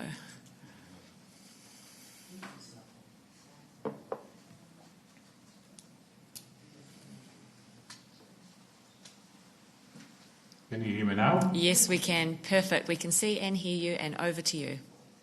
Right, so I looks like to speak to my submission ID 6232. I'm not obviously going to go through all the answers I put in there, but you'll gather from the my answers to some of the questions that I first did a search for on the documents on the two plans, the detailed plan and the wider plan, on DEI, diversity, equity, inclusion, and nowhere in those documents could I find any reference or a hyperlink to any other document that talks about DEI. And you'll see from your questions that I've tried to answer there where I don't feel that you meet any of the diversity, equity, and inclusion. It's exclusive. The opening statement, I think in the first paragraph, talks about excluding powered craft. So the minute you start to exclude, then you don't make it open as a community facility. And if you want funding or want people to contribute on rates to this, it needs to be a community that all can enjoy. We've got on the front there, we've got no facilities for powered watercraft. We've just had, when I came to New Zealand 20 years ago, I've been water skiing for about 50 years, and I joined Brooklyn Water Ski Club, and recently the facility at Brooklyn Water Ski Club, which was in or is in the actual course, has been through, and this is my view, through some sham system, is now been removed from the water ski club and is now, I think, a Wakarama. And I actually go up there quite regularly to look and see how many Wakaramas I have seen there, launching there, stored there. And I think I've not been on one occasion when I've actually seen any boat there, any launching there. It's a very difficult launching site for Wakaramas from Brooklyn Water Ski Club, because of the corners that you've got to go through and the length of the boats. I had a 20-metre, or have a 20-foot ski boat, and it was even very difficult for me to turn around down there and any of the larger ski boats. So that facility is now gone. So as far as water skiing on the lake, the fact that you are excluding powered craft water skiing and things from the area where the plan's proposed, one of my questions would be then, if we've removed a water ski club, and the previous speaker I've just been listening to was talking about Karapiro Water Ski Club, which they're in the same boat. They're in part of the end of the course and have a slalom course up there. Brooklyn Water Ski Club had a slalom course, and Brooklyn Water Ski Club, when I started there, my kids were 12, 13, 15. They're now in their 30s. We skied there, and it was a very, very friendly family club. That facility has now been removed. There is no other facility on that lake, and there is no other facility where you can actually park a boat, launch a boat, and sit with a family. On the other side of the lake, at all the other landings on the opposite side, there are no water ski jetties, nowhere to tie your boat apart from to bring it up onto a sand or a gravelly bank and just park it in and weigh the bottom of your boat away. So as far as a water ski enthusiast that I am, or water sport, powered water sport, you've made no inclusion for those people. You've excluded a massive group of people who might want to just go on there on a powered craft fishing, may want to go on there just to motor down to the other end of the lake. But all I can see in this document that it just excludes a massive number of people. You've got the power boats which come there, and the tractor club helps the power boats. they're in the midst of all that. So if you're allowing powerboats, why can you not accommodate water ski clubs or provide a facility for water ski clubs to actually operate within the community and as a group? It should be DEI, inclusive. And all this document is exclusive. It excludes quite a large portion of people who don't want to be involved in rowing, don't want to be involved in Wakarama. That's people's choice. But when you're trying to develop a facility, it should be for all. And especially if you want ratepayers to contribute to this, it definitely should be for all and not for an exclusive group of people. So you'll see from all I wholly support the development of something, but I don't see supporting it with an exclusivity clause in it. Exclusion clause in it, sorry. That's my all my point, and you'll see everything relates to that all through my submission. So that's really all I've got to say. That there is no water skiing facility. Horror is a club at the other end, fairly established club. Carapiro and Brooklyn were, for me, Brooklyn was a very friendly club, very quiet, not a massive membership. I think I'm still a member there now. We haven't got any facility, nowhere to ski, but I'm still a member there and pay a token amount just to keep the membership up. So what facilities are you going to provide for water skiers now they've been excluded through that tender process that went on a few months ago with Wakarama and the ski club and other members, other clubs? Thank you, Robert. Right, I'll open to questions for you.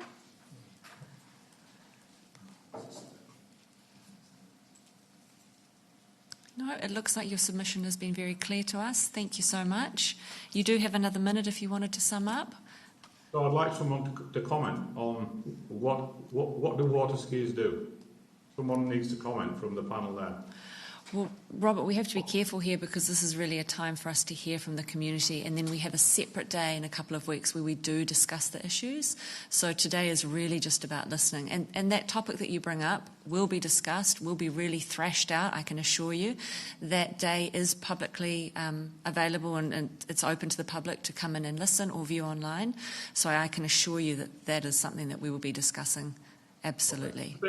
I fully support the development as long as there is some other facility for Yes. the other part of the community who choose to use powered craft. Yeah, absolutely. I don't ski on the other side of the lake because I don't want to damage my boat, and there are far too many people there who don't have any. Just careful what I say, but. No, I can assure you we have heard you. It's very clear your point. And we really thank you for your time this afternoon, absolutely. And please keep an eye out for that deliberations day. It's on Thursday, the 28th of May. Okay, thank you. Lovely to see you. Have a good afternoon. Thank you so much. Thank you.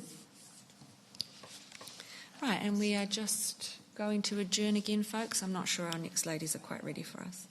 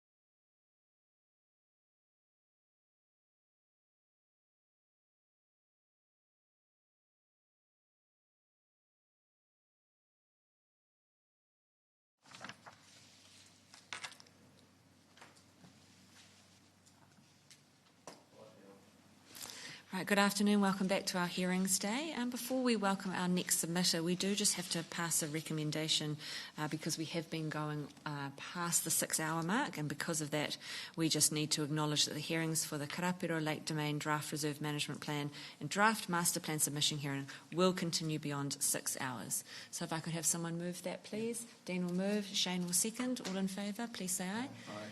Thank you very much. Any against? No, carried. Wonderful. Okay, now we have a submitter from Volleyball New Zealand. I'm sorry, I'm not sure if you're Danica or Debbie. Roberto Katoa and Stephen Kynan, I'm the Acting Chief Executive of Volleyball New Zealand. Just before we start, I'd like to acknowledge the passing of our Mayor, Alan Livingston. Kia ora. Kia ora. Thank you. Thank you very much for that. Right, we can hear you and see you, so over to you now, please. I'm actually just waiting for Danica Dalton. Is she being led up to the meeting? Okay, let's wait a few moments.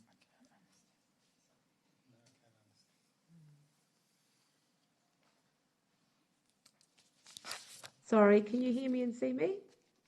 Yes. Oh.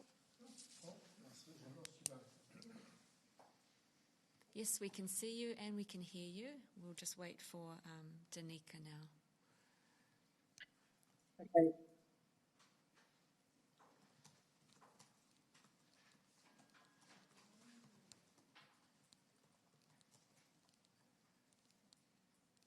We might ask our sound man if we can just turn you up ever so slightly.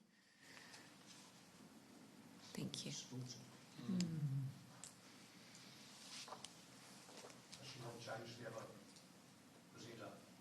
No, she's waiting for her colleague to join her. So Danica is online, but I think you're struggling to see and hear her. Okay. I don't think she's got her camera turned on. Okay. That's her feed there, no camera. Okay. I might jump off and jump back on. Okay.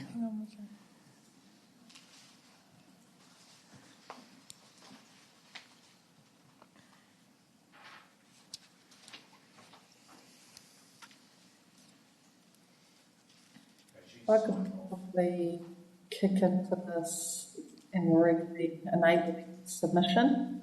Okay. Could you get Danica previously?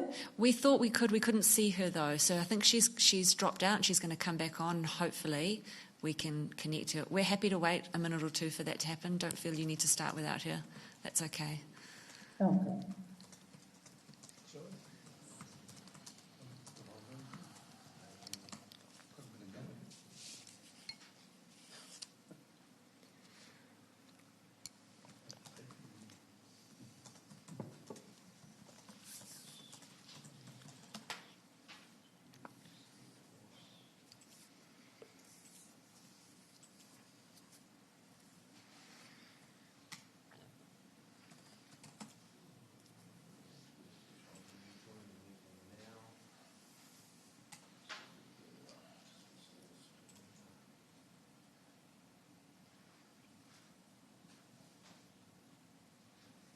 No camera from her, but she may be able to hear you. Danica, are you able to hear us?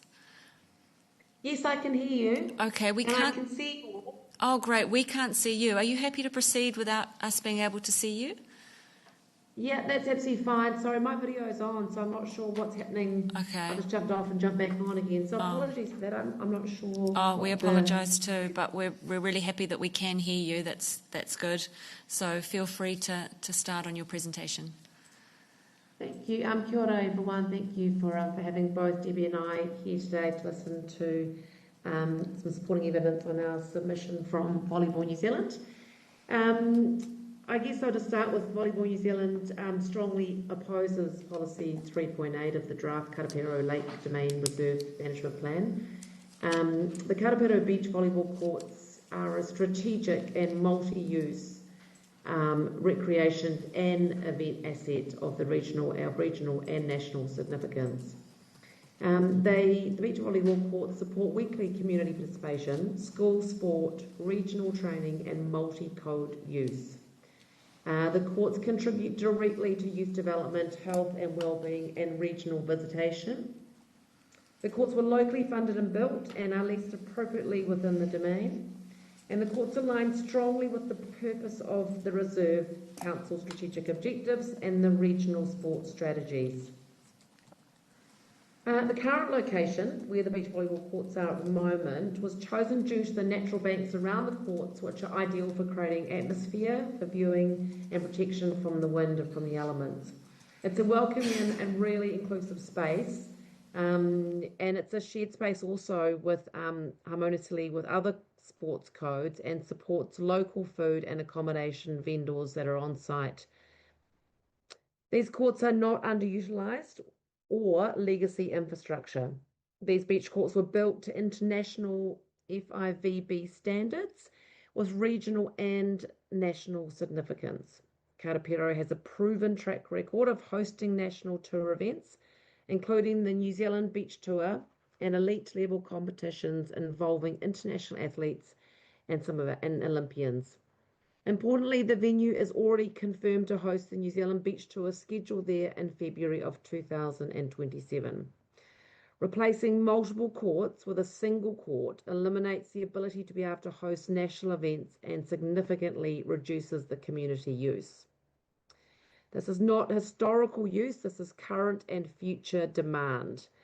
Based on the growth in the region for beach volleyball and population growth, it supports a strong optimisation and grow model. These courts support a wide range of regular community use.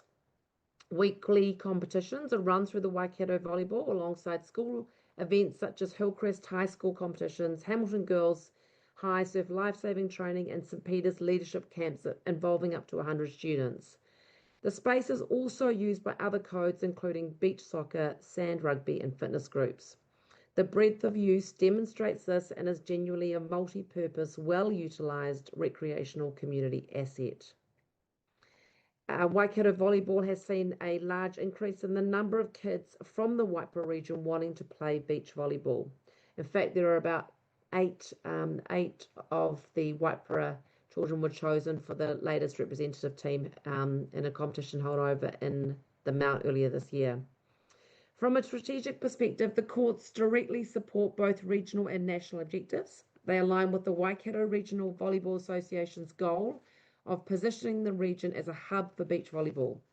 And with Volleyball New Zealand's national strategy to grow participation and strengthen development pathways, removing the courts would materially undermine these outcomes. There is also a clear economic benefit for the region. For example, a single New Zealand Beach Tour event at Karapiro is expected to attract around 300 visitors and generate over 70,000 in local economy activity through accommodation, food and retail spend. These are repeatable events that bring ongoing value to the district.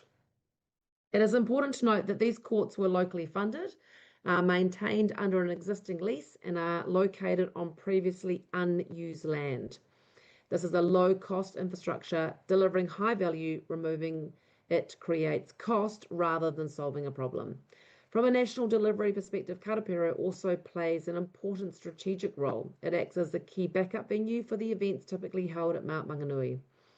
Removing this facility introduces a real risk to the delivery of these national tournaments. The Karapiro beach courts are high in value, low-cost asset, delivering measurable recreation, participation and economic benefits.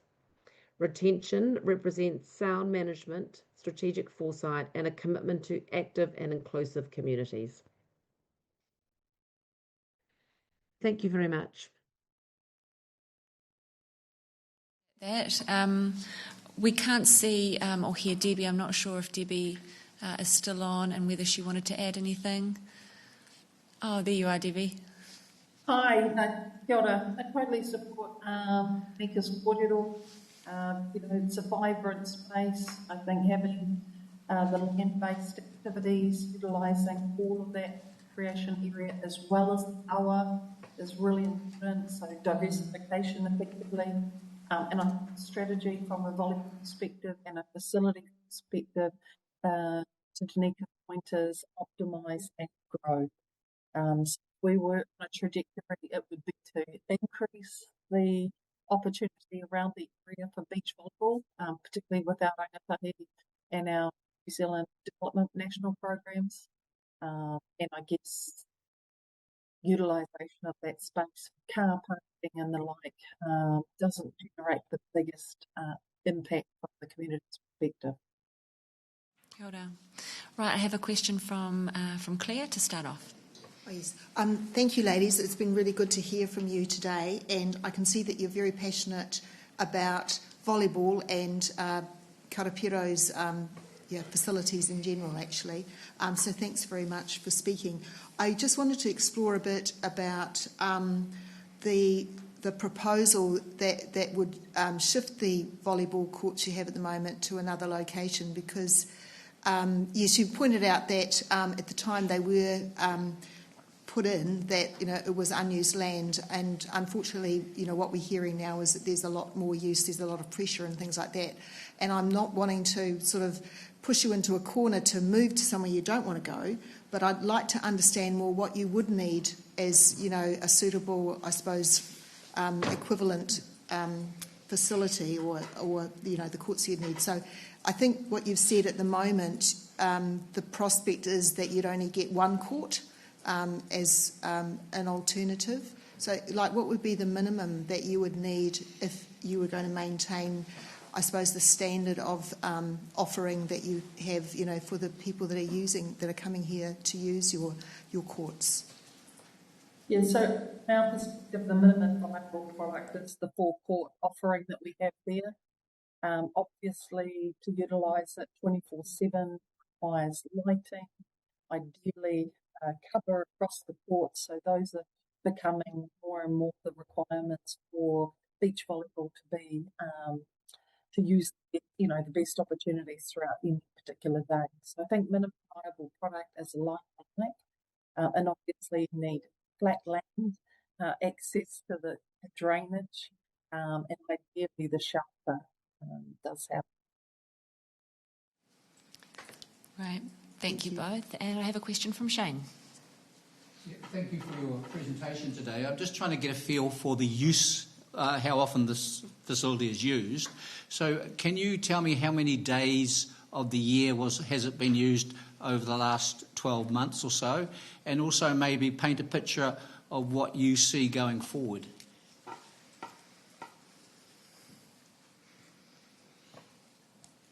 Daniki, you there?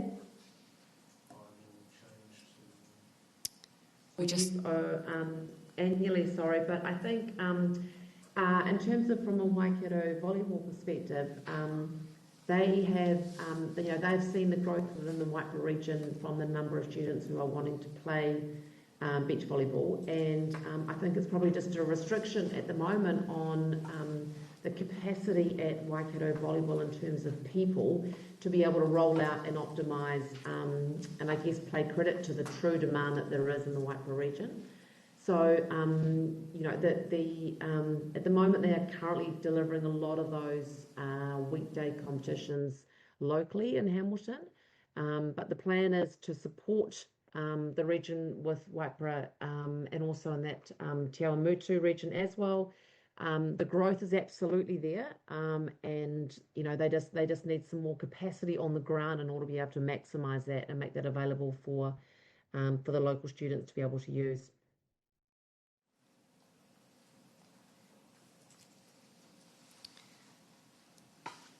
Thank you. Any further questions for Danica or Debbie?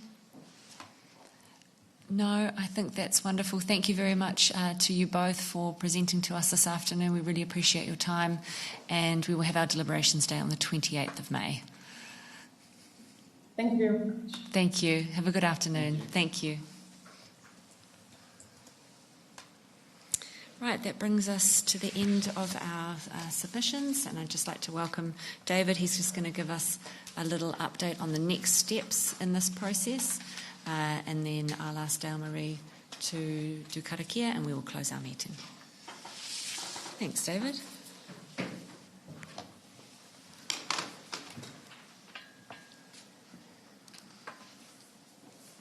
So kia ora koutou. Firstly, a big thank you to councillors for listening to the last days of submissions. It's been great to hear from mana whenua, the community, clubs, organisations and adjacent landowners sharing their opinions and their concerns with us, and I thank them for the time they've taken to participate in the draft Karapiro Lake Domain Reserve, the creation and development of the draft Karapiro Lake Domain Master Plan. The next steps of the process will see the project team producing a deliberations report for you. This will include information collated in the submissions received and the verbal submissions we've heard over the last 2 days. The hearing panel will then deliberate and recommend any amendments to both plans on the submissions and the hearings received. And as you know, this is scheduled for May the 28th. So thank you. David, on next steps? No. Oh, you had a question, Pip? Just sort of interested what's going to happen from here. Will there be a report? Is it your group that will, for example, we've just talked about the volleyball courts, and there's sort of either one court or two courts and sort of physically moved. When your report comes back, will it tell us that we sort of believe it should be one court and it should be here? I mean, how detailed are we going to get, and where do we get sign off on it? So the collation of all the information is put into like-minded responses. And that might be down to some wording, that might be down to some recommendations that have come through from the community and those. And so we put that forward to you in a block statement, and then that is discussed and deliberated on between you to see what the final outcome of that will look like. So as staff officers, we may give a recommendation, but we do not make the final decision. That is the deliberation board does that. How will your recommendations be? Per line item. It's very detailed.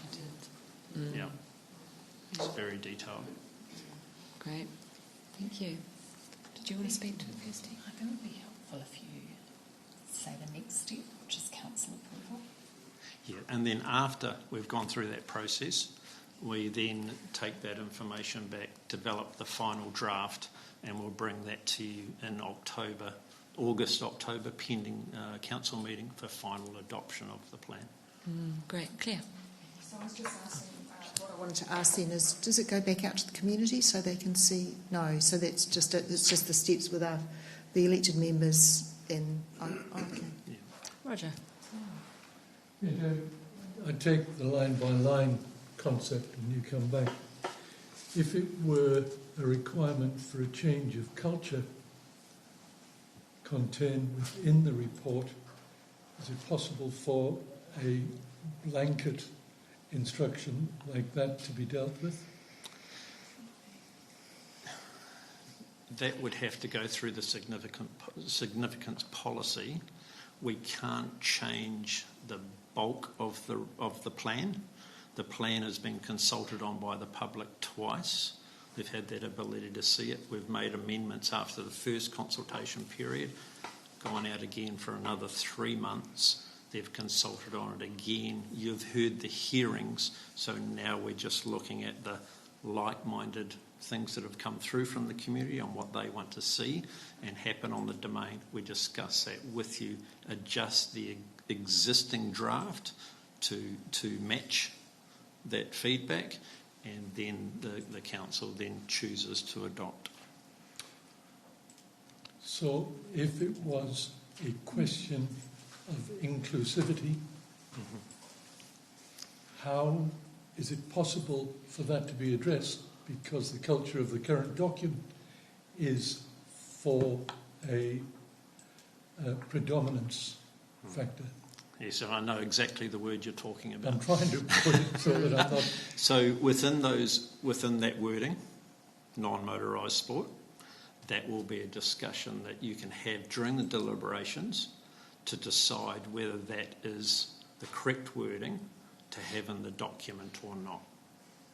and if you take out that wording, that then takes away the discussion that one of the submitters put in, one of the verbal submitters put in around inclusivity. Okay. Right. Thank you. Thanks, David. Appreciate that. Dale Marie, can I invite you just to lead us in karakia? Kia ora tātou. Puritia te rangi Māori, puritia te aroha, puritia te nākau pai, puritia ngā wawata, kia kore engaro, haumie, huie, taekie. Thank you, everyone. It's been a big couple of days, but we're great to finish and to be able to hear to our community. Thank you.